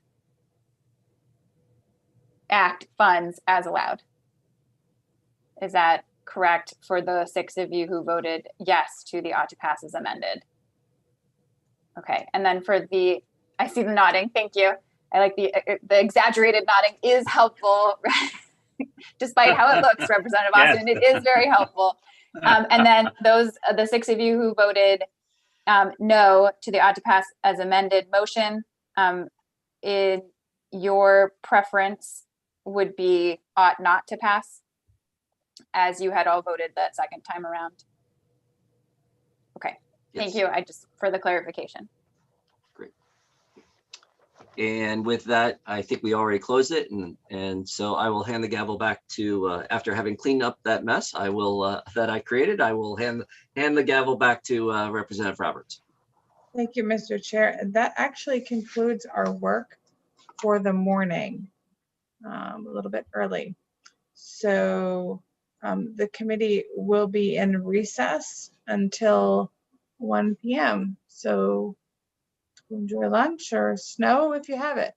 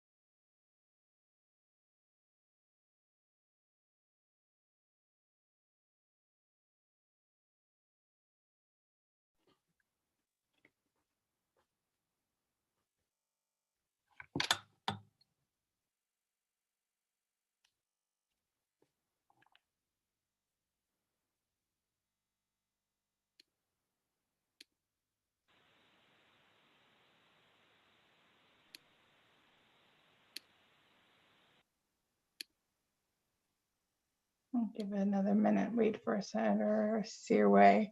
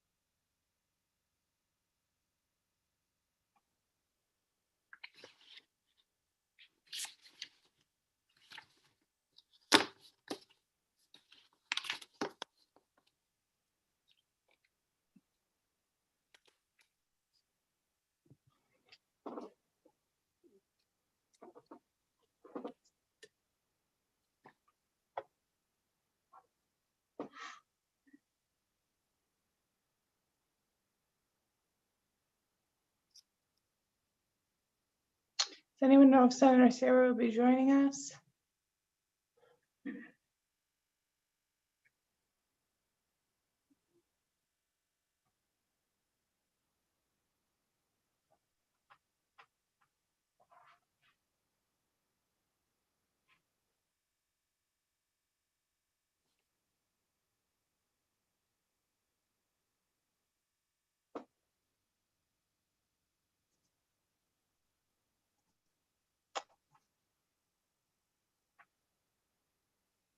Ah, there he is. Okay. I was just waiting for a moment since we can't take any votes without a senator present. Okay. The Innovation Development, Economic Advancement and Business Committee is back in order now. I am Representative Tiffany Roberts, and I will be continuing with the work session that we started. Senator Curry will not be with us. So that being said, I don't think we have to go through the whole script again. If we want to go and just reintroduce ourselves, I think that would be appropriate. Good afternoon. My name is Valley Geiger. I am the representative for District 93, Rockland and Owl's Head. Good afternoon, I'm John Andrews of District 73, Paris, Buckfield, and Heath. Hi, everybody. I'm Sarah Pebworth. I represent House District 133. It has stopped snowing. I'm happy to report. This includes the Blue Hill Peninsula. Good afternoon, everyone. I'm Amanda Collmore. I represent House District 106, Pittsfield, Clinton, and Detroit. It has also stopped snowing here, thankfully.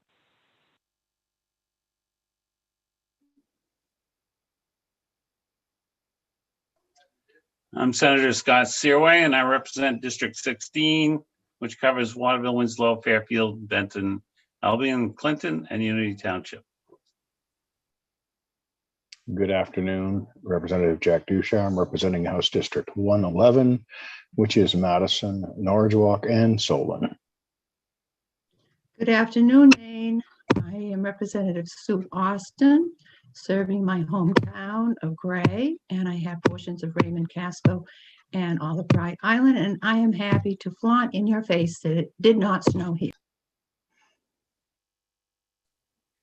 Representative Tavis Hassenfuss, House District 81, Winthrop, Reed Field, and part of Monmouth, with just a little bit of snow that's now all melted. Representative Kyle Bailey, House District 27, part of Gorham and a small part of North Scarborough. No snow here. And I wanted to say to Representative Austin, be that way. This is Sue Bernard. I'm the representative from Caribou, where it is lightly snowing, very pretty. Shouldn't be continuing too much longer, we hope, but it's nice over here. And I represent Caribou, Westmoreland, and New Sweden. And again, I'm Representative Tiffany Roberts, your House Chair, representing House District 6, which is the majority of North and South Berwick. And I think you all may have jinxed me because I just saw some flurries as I walked up to my office. And then we have our clerk, Ms. Jody Breton, and our analyst, Ms. Rachel Olson. Representative Austin, did you have a question? I just wanted to qualify, if you all remember correctly, all weather starts here in gray and works out from the center. Thank you. Thank you, Representative Austin. Okay, on with this afternoon's business. I will now open the work session for LD 1087, an act to save Maine businesses. And Ms. Olson? Good afternoon, everyone. Welcome back. This afternoon, we're going to start with LD 1087, an act to save Maine businesses. I have a short one for you today. This bill is a concept draft. It said this bill would make changes to state law in order to help save Maine businesses. The sponsor did not provide any oral or written testimony. The bill is a concept draft and there has been no language provided. Okay. Are there any questions for Ms. Olson? Seeing none. I don't believe, let me just double check. We have the bill sponsor here either. Is there any discussion, Representative Pepworth? Based on the lack of information, I would make a motion ought not to pass. Have a motion, is there a second? Second. Okay, second. Any further discussion? Representative Hassan-Fuss. I would just like to reiterate what I said earlier, that I think this committee does need to do something to help out all of the small businesses in Maine that have suffered through the pandemic. But this bill isn't it, and we will revisit this subject again in the future. Any further discussion? Is the committee ready for the vote? Seeing no objections, Ms. Breton, can you call the roll? Okay, so we have an ought not to pass motion made by Representative Pepworth, seconded by Senator Seaway. So if you're in favor of the ought not to pass motion, you'll be voting yes. If you're opposed, you'll be voting no. Representative Geiger? Yes. Representative Geiger, yes. Representative Andrews? Yes. Representative Andrews, yes. Representative Pepworth? Yes. Representative Pepworth, yes. Representative Collmore? Yes. Representative Collmore, yes. Senator Lucchini is absent. Senator Seaway? Yes. Senator Seaway, yes. Representative Ducharme? Yes. Representative Ducharme, yes. Representative Austin? Yes. Representative Austin, yes. Representative Hassan-Fuss? Yes. Representative Hassan-Fuss, yes. Representative Bailey? Yes.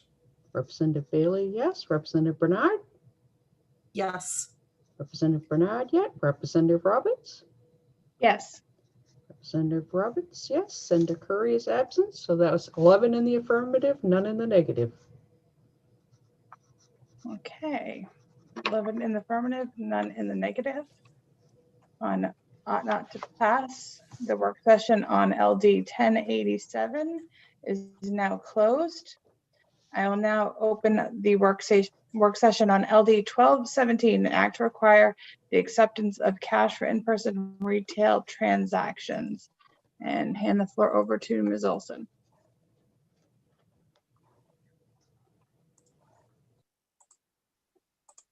Okay, here we go.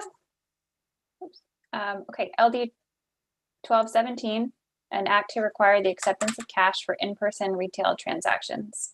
This bill requires a person offering goods or services for sale at retail in person, for sale at retail in person to accept cash, and prohibits the person from accepting payment only by an electronic method.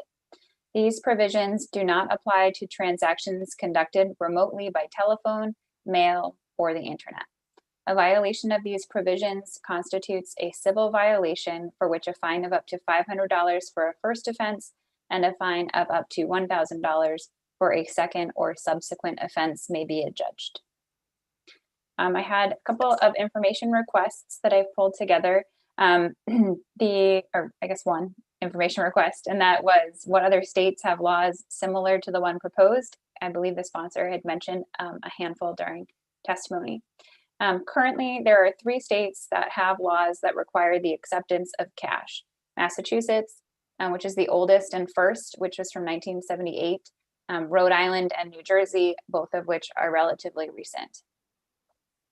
There are also cities that have laws or ordinances related to accepting cash as well. And then there are a number of states and cities considering such legislation this year. And I've included a research memo that details that, which I think I'm gonna, excuse me, have to open in another window in just a moment. Before I do that though, I'd like to just bring in the additional information. There was talk about this concept of legal tender. So just to cover this, that there's no federal statute mandating that a private business, a person, or an organization must accept currency or coins as payment for goods or services. Private businesses are free to develop their own policies on whether to accept cash unless there is a state law that says otherwise. And I've just included section 31 of USC 5103 related to legal tender as well. And that refers to payment of debts, for example, debts, public charges, taxes, and dues, but not specifically this retail business.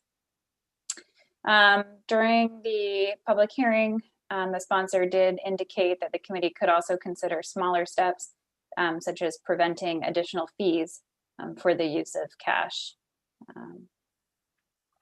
rather than completely banning it. And let me pull up the testimony, just have to backtrack. So I did share the committee memo. A number of states and cities and counties are considering it as considering similar legislation.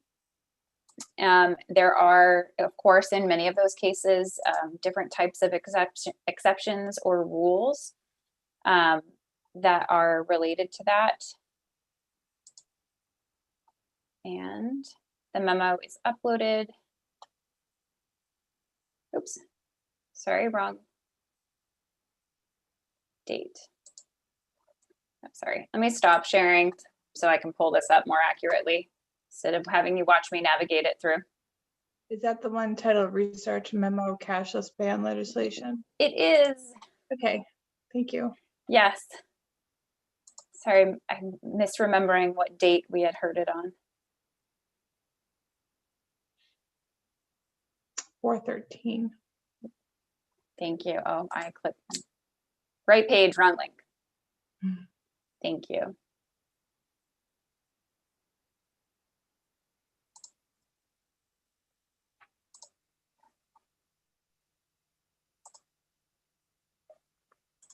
The sponsor had shared a table very similar to this, and I had my office look into that information and compile it together with appropriate links, as well as sort of updating the status on where some of the pending legislation is.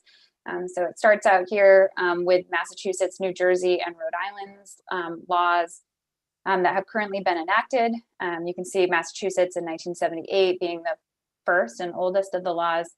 Ms. Olson, could you yes. increase? Oh, sure. Thank you. You're welcome. I'm sorry, Representative Geiger. I'll mention Massachusetts, I think, also has two laws related to potentially overturning or altering in some way this legislation currently as well. New Jersey and Rhode Island's were enacted in 2019, so very recent. You can see under New Jersey a couple of different exceptions, and if we look at all the different examples, there are different exceptions for types of businesses or industries that do not have to accept cash. In some cases, it's there's an exception on the amount. So if the transaction was, in many cases, more than $500, then they're not required to accept cash. In many of the pieces of pending legislation, businesses would not have to take dollar bills greater than $20. I believe that has to do with counterfeit money. So they have to accept cash, but they don't have to take, for example, a $100 bill. They could require it have to come in 20s. And I believe in all of these are brick and mortar stores that are being regulated.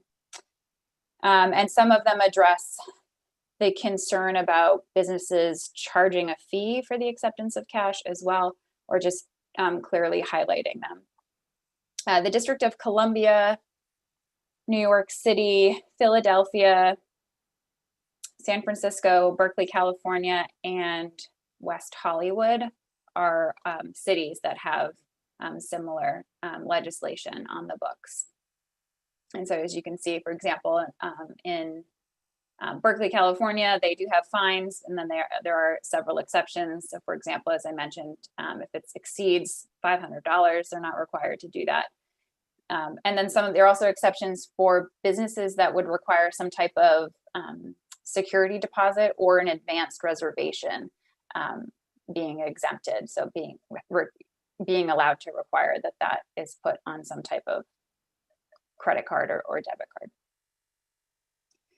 Happy to go, I mean, I certainly can go over some of the different pending legislation. So if you are on page 4, 4 through 8 discusses some of the pending legislation and where it currently stands in those state legislatures. So I'm happy to answer questions about the chart that the committee might have. And my apologies for not having that right on hand to open. I have one question at first. Scanning the table, I'm not seeing, and maybe I'm missing it just because there's a lot of text here, where we're looking at the hospitality industry in regards to hotels. Do any of this legislation address that? I know that was one of our. Yes, if you were to look on page, at the bottom of page 4, California's pending legislation, their exemptions include transactions for the rental of goods or services or for accommodations for which posting of collateral or security is normally required. So there is an exemption for those types of businesses. So not just lodging, but also rental companies. I think like if you were to rent a trailer or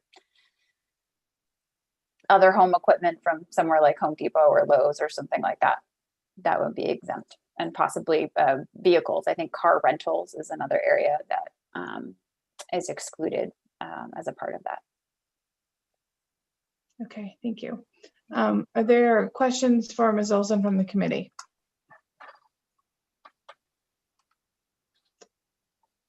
Seeing none. Oh, no, is that Senator Sayre?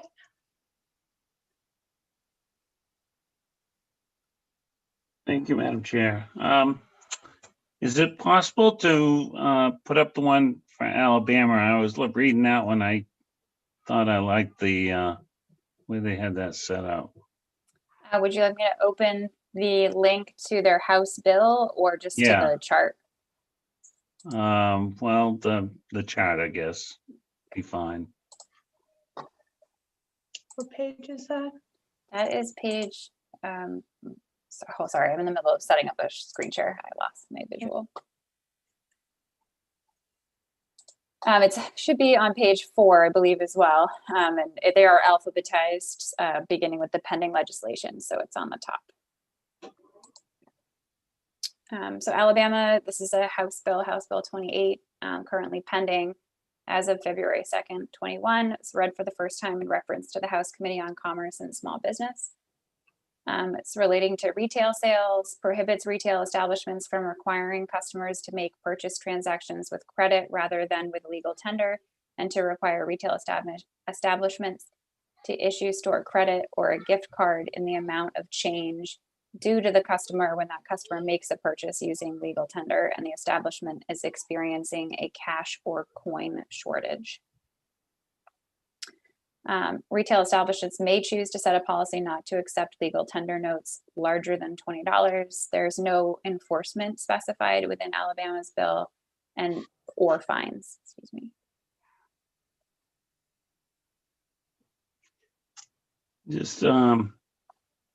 I just was thinking that it must be, it looked like there has been issues and they're trying to take care of that.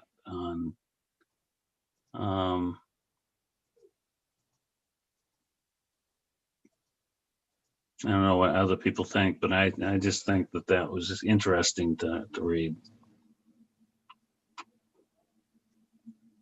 I don't know about the gift card thing, but Okay. Did you have another follow-up, Senator Seaway, or? no, I didn't quite grasp the whole thing. I just wanted to see it and see what other people brought up. Representative Pebworth? I didn't see the sponsor in our list, but are we expecting her? She's not on the attendee, in the attendee room. Getting some clarification to help us focus, maybe. Yeah. Ms. Breton, can you see if you can reach out to her? Yes, I will. Okay, thank you. Representative Bernard? Yes, my understanding is that Representative Dillingham was not going to come before the committee today to lobby one way or the other, and wanted to leave it to us. So I'm not sure that she's going to be available to speak. Let me just see. I actually had a message.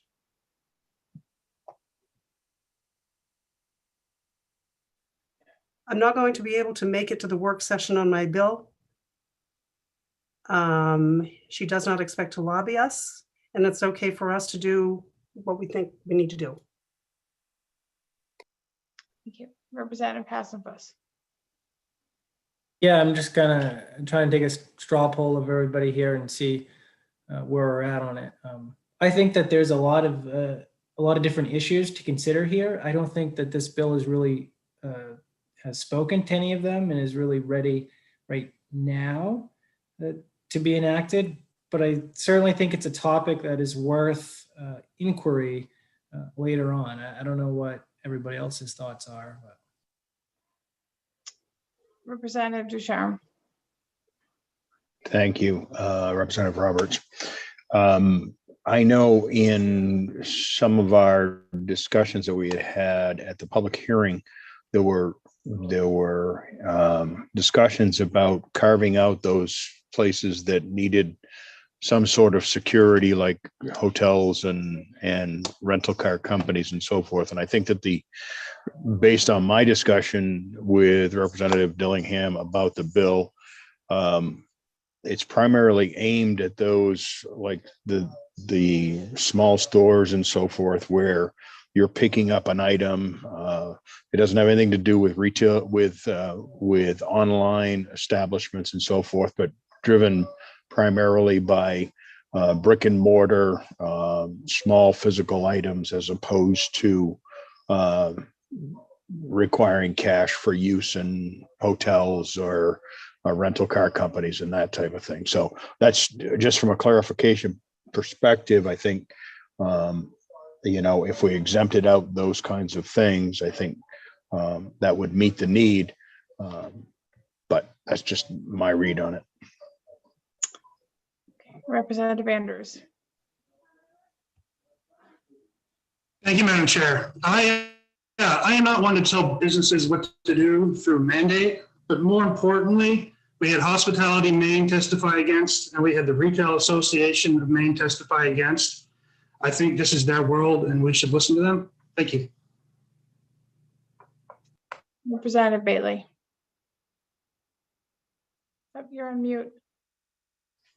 Yes, Madam Chair, I'd like to make a motion, ought not to pass on LD 1217. Okay, there's a motion on the table. Is there a Second. There's a second. Any further discussion? Representative Bailey? Sorry, I just wanted to speak to that. I don't think there's much more to add here, other than I think that there are some merit to this discussion, but I think there's a lot more issues that need to be vetted, and that this is not quite ripe yet for discussion. And until I see more evidence that there's an issue to solve, I'm inclined to, as Representative Andrews said, allow the free market to dictate the terms of the acceptable methods of payment and businesses without government interference. I would just echo Representative Bailey's comments and Representative Andrews on kind of the free market, and leave it there. Senator Seaway? Yeah, I kind of agree on the piece that Representative Andrews brought up. And, but the other part, I'm kind of concerned because there are a lot of, I don't want to say I know several elderly people that does everything on cash. And the thing is that I don't want to leave them out. And that's what's happening. Now, I mean, everything's becoming on a credit card and there's just, my parents didn't do hardly anything on a credit card. You know, there's a lot of issues that I think that we shouldn't ignore. And so I think that Representative Deschamps had an idea, and I wouldn't mind doing I don't know, I think a possible, I'd like to go ought to pass as amended and just put, leave out the you know, the restaurant, I mean, the hotels and that sort of thing, the retail end of it, but at least that they could use cash on when they can use it, you know. So I think that there is a way to put it so that we could still meet the needs of the elderly people. So. Thank you. Representative Palmer. Thank you, Madam Chair. I echo the concern of Senator Searway because he and I both are from very small town areas. And I have some people in my community who have very high needs, and they collect their money by going around and collecting bottles. And then they get money from the bottle redemption center that we have, and then they go and they buy their goods. And they're not allowed to drive because developmentally they can't. So their only options are to purchase from the small stores in our town.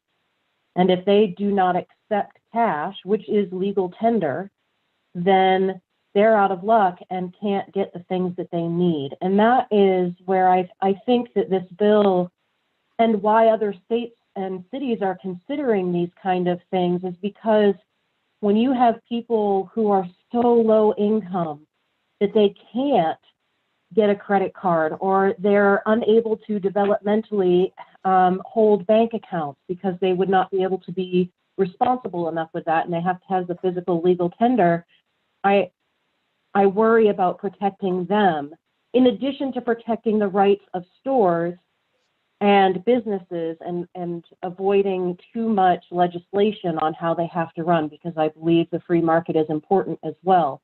But we do have to protect those people who can't have electronic means of payment and require cash. So that's where I'm on the fence on this, because I think that it's bringing up a very important issue. I don't think as written it's addressing that issue. And I want to be able to help out our low income, high needs people and our elderly. Thank you, Representative. I'd just like to kind of chime in too, is where I can see that other states are taking action on this. And there may be an issue in this realm. I think that this bill specifically, and even a proposed amendment, it's seeking to fix a problem that has not yet been identified in our state. If I recall Representative Dillingham's testimony, it was a potential situation. So we're not even having reports of businesses that are refusing cash. So basically we're going through and creating legislation for a problem that doesn't exist, which I don't feel is the best use of our time. Representative Hassenfuss. Thank you, Madam Chair. And yeah, I'd just like to echo what you just said. I agree with everybody on here. I think that, for the most part, we should let the market figure out the best, type of legal tender, with some exceptions for those individuals Representative Callamore and Senator Searway are talking about. However, I'm not sure if that problem has yet been identified. So my recommendation would be for everybody to keep their antenna up, put a bill in, specifically addressing the problem that might be out there. And this committee has already expressed our openness to handle that. And so it's just something to think about. And I don't think this is the right vehicle once again, but there may be another vehicle down the road for next session or something like that. So I think everybody's comments are very well taken. And even if, even with an on not to pass, it doesn't mean we can't do something. We're just not doing it through this bill. Thank you. Representative Geiger. Thank you, Madam Chair. I would just echo everyone actually that I would be concerned that we are leaving out those with severe low income from being able to move about in the world using cash. But I haven't heard that that's a problem here. I haven't heard that we have businesses that don't allow cash, except the ones that we were already talking about exempting, like airports and hotels and other places that require reservations. So my own feeling is, by all means, if we start to see that retail brick and mortar stores are no longer allowing legal tender and are putting our most marginalized citizens at risk, I would be happy to vote for that. I just haven't heard that we have that problem yet. So I don't know that we need to make a law without an issue. Thank you. Senator Seaway. Oh. Yeah. Yes, thank you. Mr. Bear move, Madam sorry. If you wouldn't mind, I'd just like to take a few minute caucus just to make sure we're all on board what we're gonna do, and yeah, I just want to do that if we can. Okay, it's 1:33 now. What time would you like to come back online? How about 1:45? Okay, sounds good. All right, thank you. And we'll all join up too, guys. Thanks.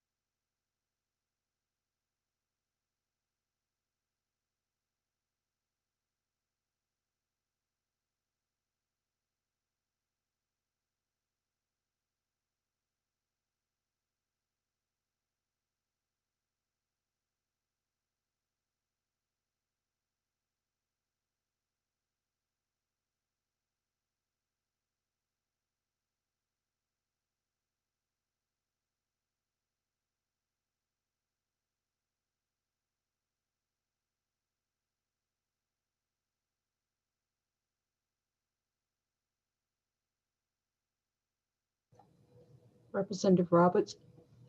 I got the motion was made by Representative Bailey, but I didn't get who seconded the motion.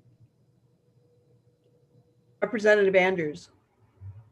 Okay, I just Yeah, I didn't did. look up. I didn't look up in time. Thank you. No worries.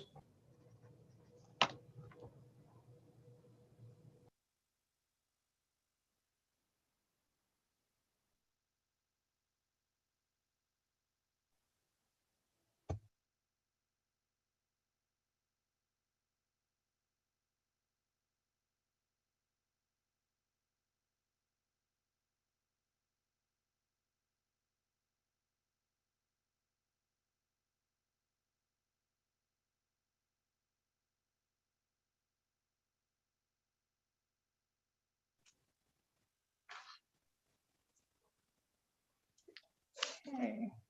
I think Representative Andrews is there. 1, 2, 3, 5, 6. And Valley's there. Okay. And we are back. So we are on LD 1217. There's a motion on the table ought not to pass. That's been seconded. Is there any further discussion? Representative Collmore. Thank you, Madam Chair. I think I'd like to just really quickly put out there that I know that for some of you, you may not be hearing this as an issue, as a problem that's been identified, but I had a constituent approach me on Tuesday after the town council meeting who said, I received a letter from my insurance company. I pay them every month in cash, and they just sent a letter saying they will no longer be accepting cash payments. And so this is, while it may not be a huge issue yet, it is coming, and it is starting already, even just with these insurance companies. And so I think that something needs to be done. And so I will not be supporting the motion on the floor right now. Thank you. Thank you. Representative Bernard.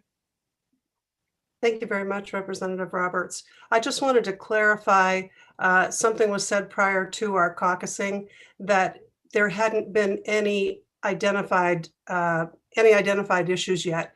And indeed, this particular LD was created because there was a constituent issue. And that's why Representative Dillingham came forward and she described it. And it was a rather long and involved one, but it was because something happened and it had to do with cash payment.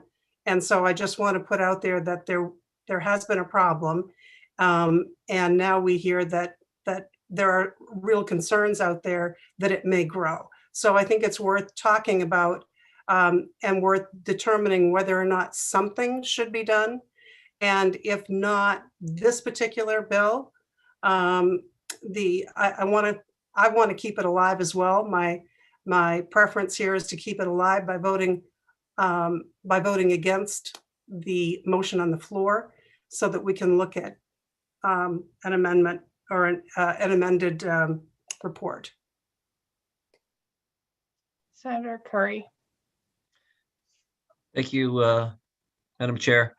I certainly recognize that there are issues that I care about around those who are unbanked, those who don't have access to it. I think it would be creating this.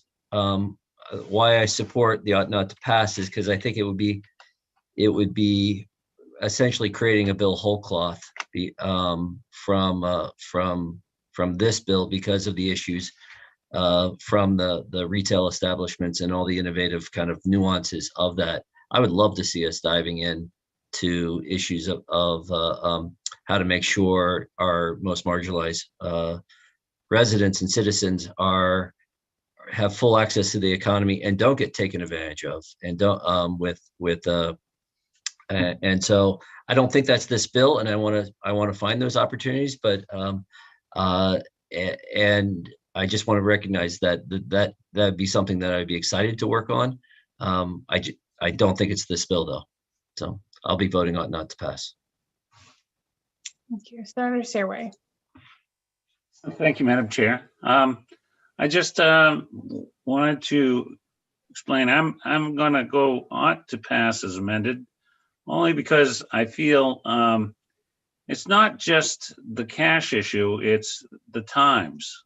We've gotten into the computer world, and a lot of people have not caught up in many areas, and especially with broadband problems, all kinds of issues that the old elderly people don't want to get into the computers. They just don't have a desire. I've got a friend that's a classmate. He had my wife and I help him every year on the computer to get certain things. And so it's there. It's just that they don't know how to even complain. And so I'm trying to be the voice for them by voting for this. And I think that it is needed. And I just don't think we should keep putting this off, because it is something. At a town meeting, they wanted to go online to make the town report online. And all these people love to read the town report. And that's just an example. But this is what's happening even in the cash and online type shopping and everything else. And so I think that we really should act on this. So this is why I'm acting on it today. Thank you. Representative Bernard. Thank you again. I just want to make sure to throw in the fact that there are states that border us that are doing this very thing. And so I think that that makes it all the more important for us to offer the same. In other words, I would hate to have people from Maine feel like they had to go to New Hampshire or neighboring states to do their business because they can't really do it here because they don't know how, they don't have any other way. So I think that we need to consider this or something very close to it. Representative Pebworth.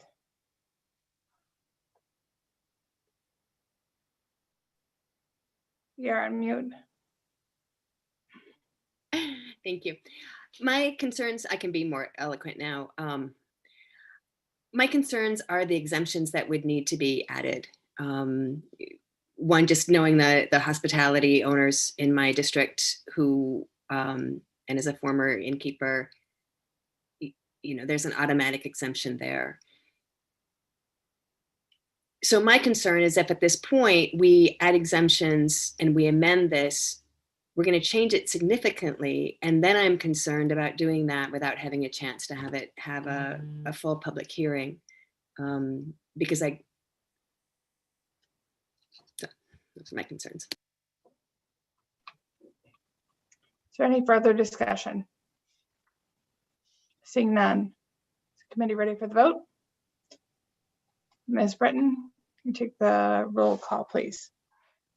Okay, so I have an ought not to pass motion made by Representative Bailey, seconded by Representative Andrews. If you're in favor of the ought not to pass, you'll be voting yes. If you're opposed, you'll be voting no. Representative Geiger.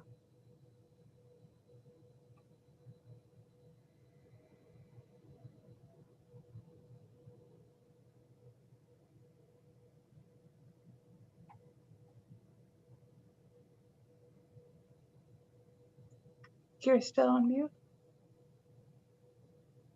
Oh, I'm so sorry. Okay. I answered. Yes. Thank you, Representative Geiger. Yes. Representative Andrews. Thank you. The motion on the floor is ought not to pass, correct? You were breaking up a little bit. Yes, it's ought not to pass. Yes. Representative Andrews, yes. Representative Pebworth. Yes. Representative Pebworth, yes. Representative Collmore. No. Representative Collmore, no. Senator Lucchini is absent. Senator Seaway. No. Senator Seaway, no. Representative Ducharme. No. Representative Ducharme, no. Representative Austin. No. Representative Austin, no. Representative Hassenfuss. Yes. Representative Hassenfuss, yes. Representative Bailey? It wasn't on. Yes. Representative Bailey, yes. Representative Bernard? No. Representative Bernard, no. Representative Roberts? Yes. Representative Roberts, yes. Senator Curry? Yes. Senator Curry, yes. 7 in the affirmative, 5 in the negative, 1 absent. Okay, with the vote having been taken, I will now close the work session on LD 1217. And if it's the Say- pleasure of Senator Curry. I think As Rachel amended. needs you. Oh, yes, we need a Sorry. minority. I do need a minority report I'm going to Right. unclose or multiple minority reports. I think Representative Collmore wants to give the amendment. Representative Clammer. Thank you. Ms. Olson, the minority report I'd like to propose is ought to pass as amended, with exemptions placed in for transactions for the rental of goods or services for accommodations for which posting of collateral or security is normally required, and the reduction of the fines for the first violation of $25 and the second violation no more than $500.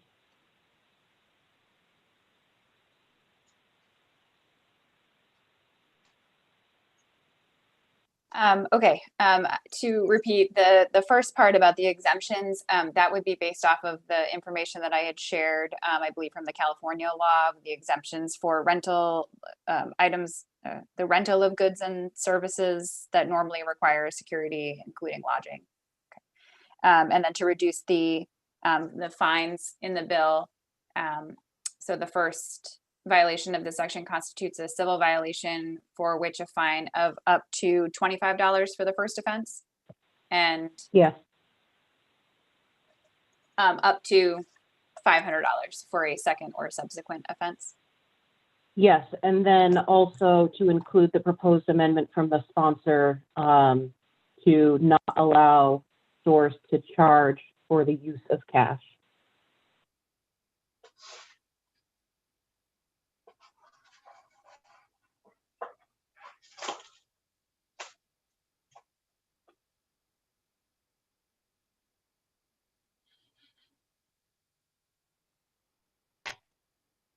Okay, I can do that.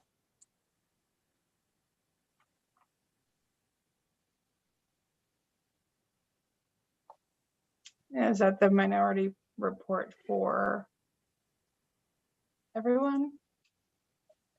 Or is there another? I'm not seeing any objections, so everyone is on. Senator Searway? Yes, and maybe at when we get it back to read it over, maybe you may have others that might want to jump on board, hopefully. So, thank you. Ms. Olson, do you have everything that you need? I just want to make sure that Representative Collmore, Senator Searway, Representative Ducharme, Representative Austin, and Representative Bernard, you would all like to support that amendment as your minority report. Great, thank you. Okay. Now I will close the hearing on 1217 and hand the proverbial gavel back over to Senator Curry.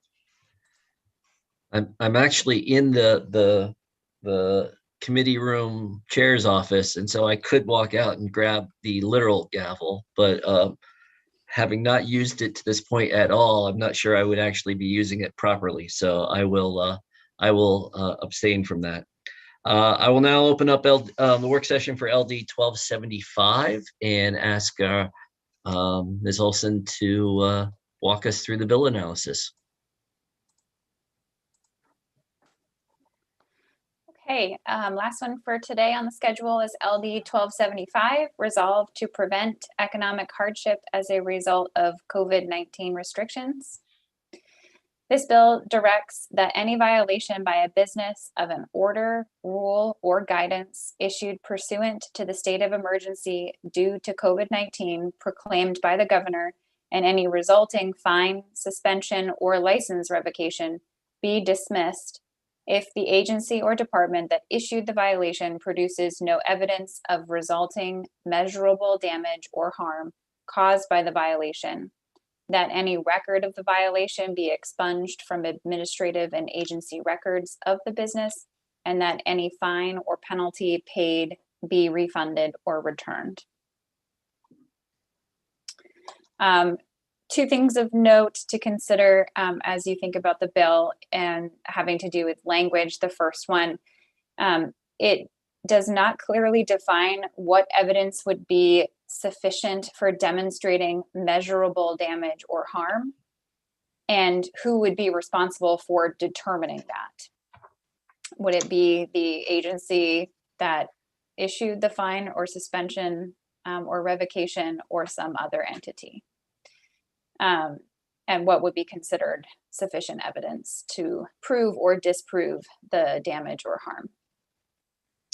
And then just to elaborate on that, if you were to look at the statutes for many of the agencies or departments, boards, commissions, the health inspection program, et cetera, whether through statute or through rule, they're often given the authority to prevent certain actions from occurring, so to take preventative steps.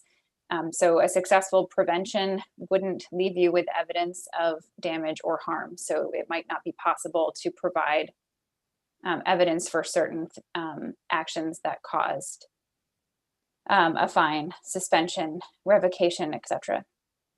And the administrative costs of determining the individuals or businesses affected by this, investigating that whatever is determined to be sufficient evidence and collecting such evidence, and then the actual returning of fines or penalties may be significant. Information requests. What process did the CDC, this was in particular, I was asked about the CDC, Maine CDC, go through when providing official reprimands, suspensions, and imposing fines? I included the letter dated May 6, 2020, coming from the Health Inspection Program and the Bureau of Alcoholic Beverages and Lottery Operations in regards to the process of providing, issuing reprimands, suspensions, or fines. We can take a look at that in a moment. And then I was also asked to bring forward what the due process rights available to businesses in Maine are, especially as it relates to these types of violations. That was included in the research memo, which I have referenced before. But due process rights are available to all businesses that would find themselves facing a reprimand, suspension, fine, or other penalty to their license or to their business. That is attached below as well for your reference. All of that comes, the due process statutes here are from the Administrative Procedure Act in Title 5, Chapter 375. As I mentioned previously, you also have the licensure of eating establishments and lodges. Title 22, Chapter 562 governs those licenses, under DHHS. So that goes on there. They do talk about suspending or revoking a license. And again, this is about sort of prevention here, but may endanger the life, health, or safety of persons living in or attending the licensed establishment. So I'd happy to go over some of that, but that's also there for you to review. And then if we could just look momentarily at the research memo, or excuse me, at the information that was issued.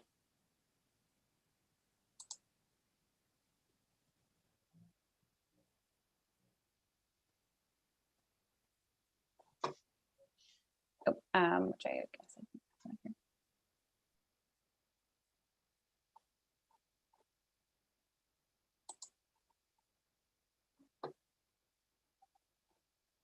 It's the first time we're working a section of bills we didn't hear all on the same day. So we're all in slightly different locations for me this afternoon.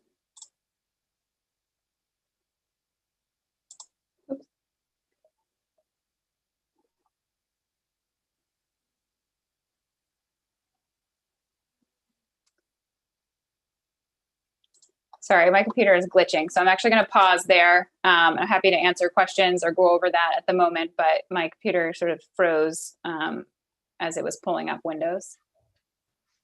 Are there any questions for Ms. Olson? As this is in content, a lot of the same content from this morning, I feel like we probably addressed a lot of those, but I want to make sure if anyone wants to see any information, any new information, they have that opportunity. No questions for Ms. Olson? Okay. I will check the attendee list. The bill sponsor is not here. Any discussion?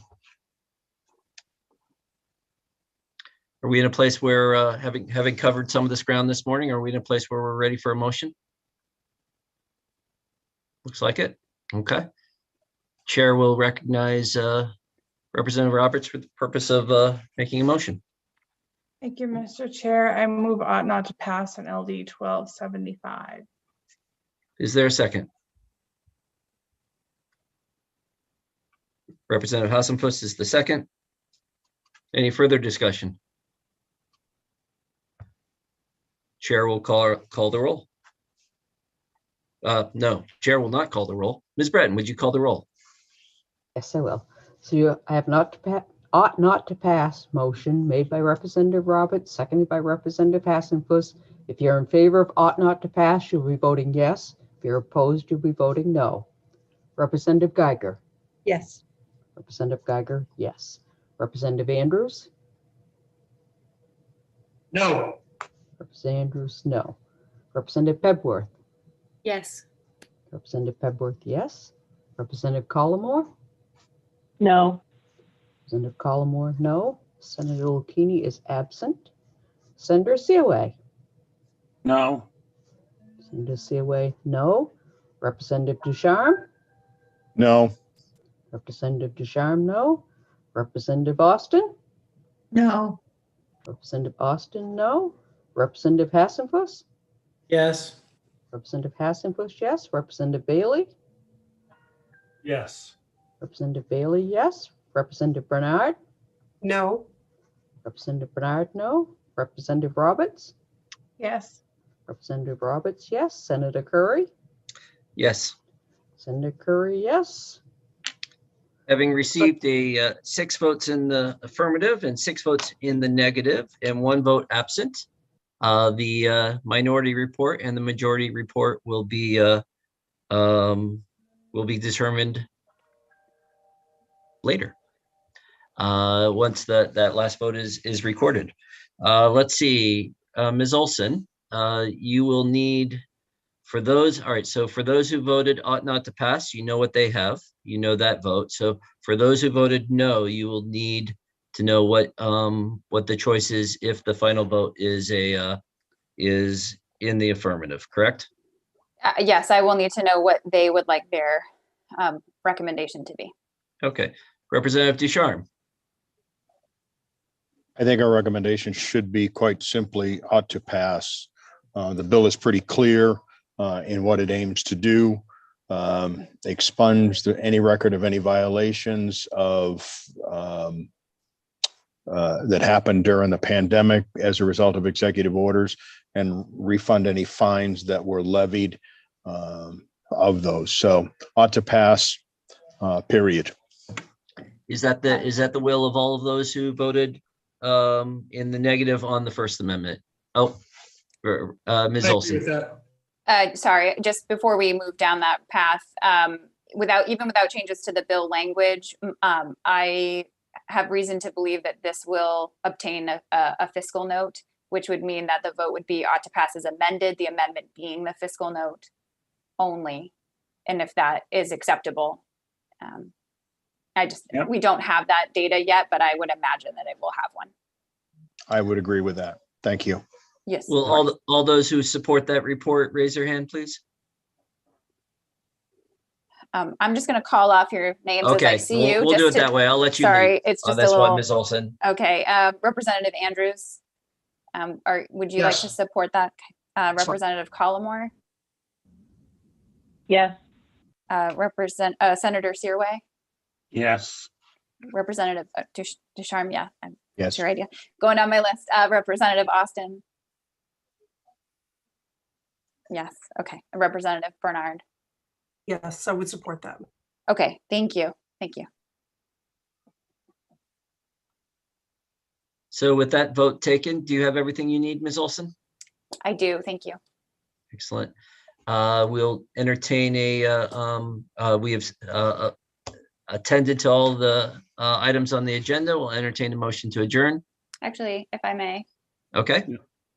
I did send out a research memo to the committee in regards to LD 374, which had to do with temporary licenses for spouses and the addition of domestic partner. Before I can move forward with that, I do need the committee to give me guidance on how they would like me to address the term of domestic partner within the bill. I put forth a variety of ways the committee could do so. In my research memo, I'm not sure if the committee is ready at this time, but I just would like to note that I can't move forward on that without the committee's direction. Are we ready to, have people read the research memo? Are they ready to deal with that? I'm seeing nods. Okay. Does someone have a proposal? Representative Roberts? Thank you, Mr. Chair. My suggestion that would be that, as Ms. Olson indicated in some other statutes, it just says domestic partner, and that's adequate. And from conversations I've had with stakeholders, they believe that that's adequate as well. There's no need to define Is it. the committee, my apologies. Now I owe $1. So It was $5. Oh, it's $5. Wow. That was for the coffee fund.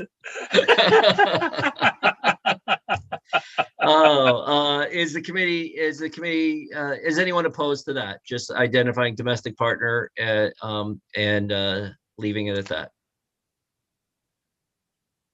That's fine. Seeing no opposition, it looks like that's the position. For the language review, is there anything else you need on language review for LD 374? No, I will make that change. So I'll just use the term, I guess, domestic partner, no definition. I won't include that in the definitions section. And Representative Roberts is correct. In the memo, I did indicate that there are places in statute that do that. So I'll finalize that and I will email it out to committee members for them to view.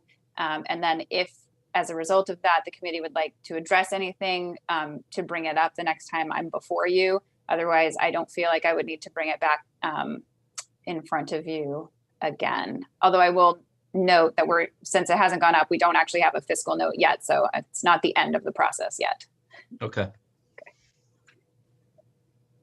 Thank you. Thank you. Anything else that you have, Ms. Olson? I don't. I believe Ms. Breton might have just said something. Oh, I'm sorry. I do have a question for you, Senator Curry. The committee voted 11-0 ought not to pass on LD 1087. Would you like your vote registered? Yes, please include my vote with the majority there. Okay, thank you. And with that, we'll entertain a motion to adjourn. So moved. All those in favor? Have a great evening, afternoon.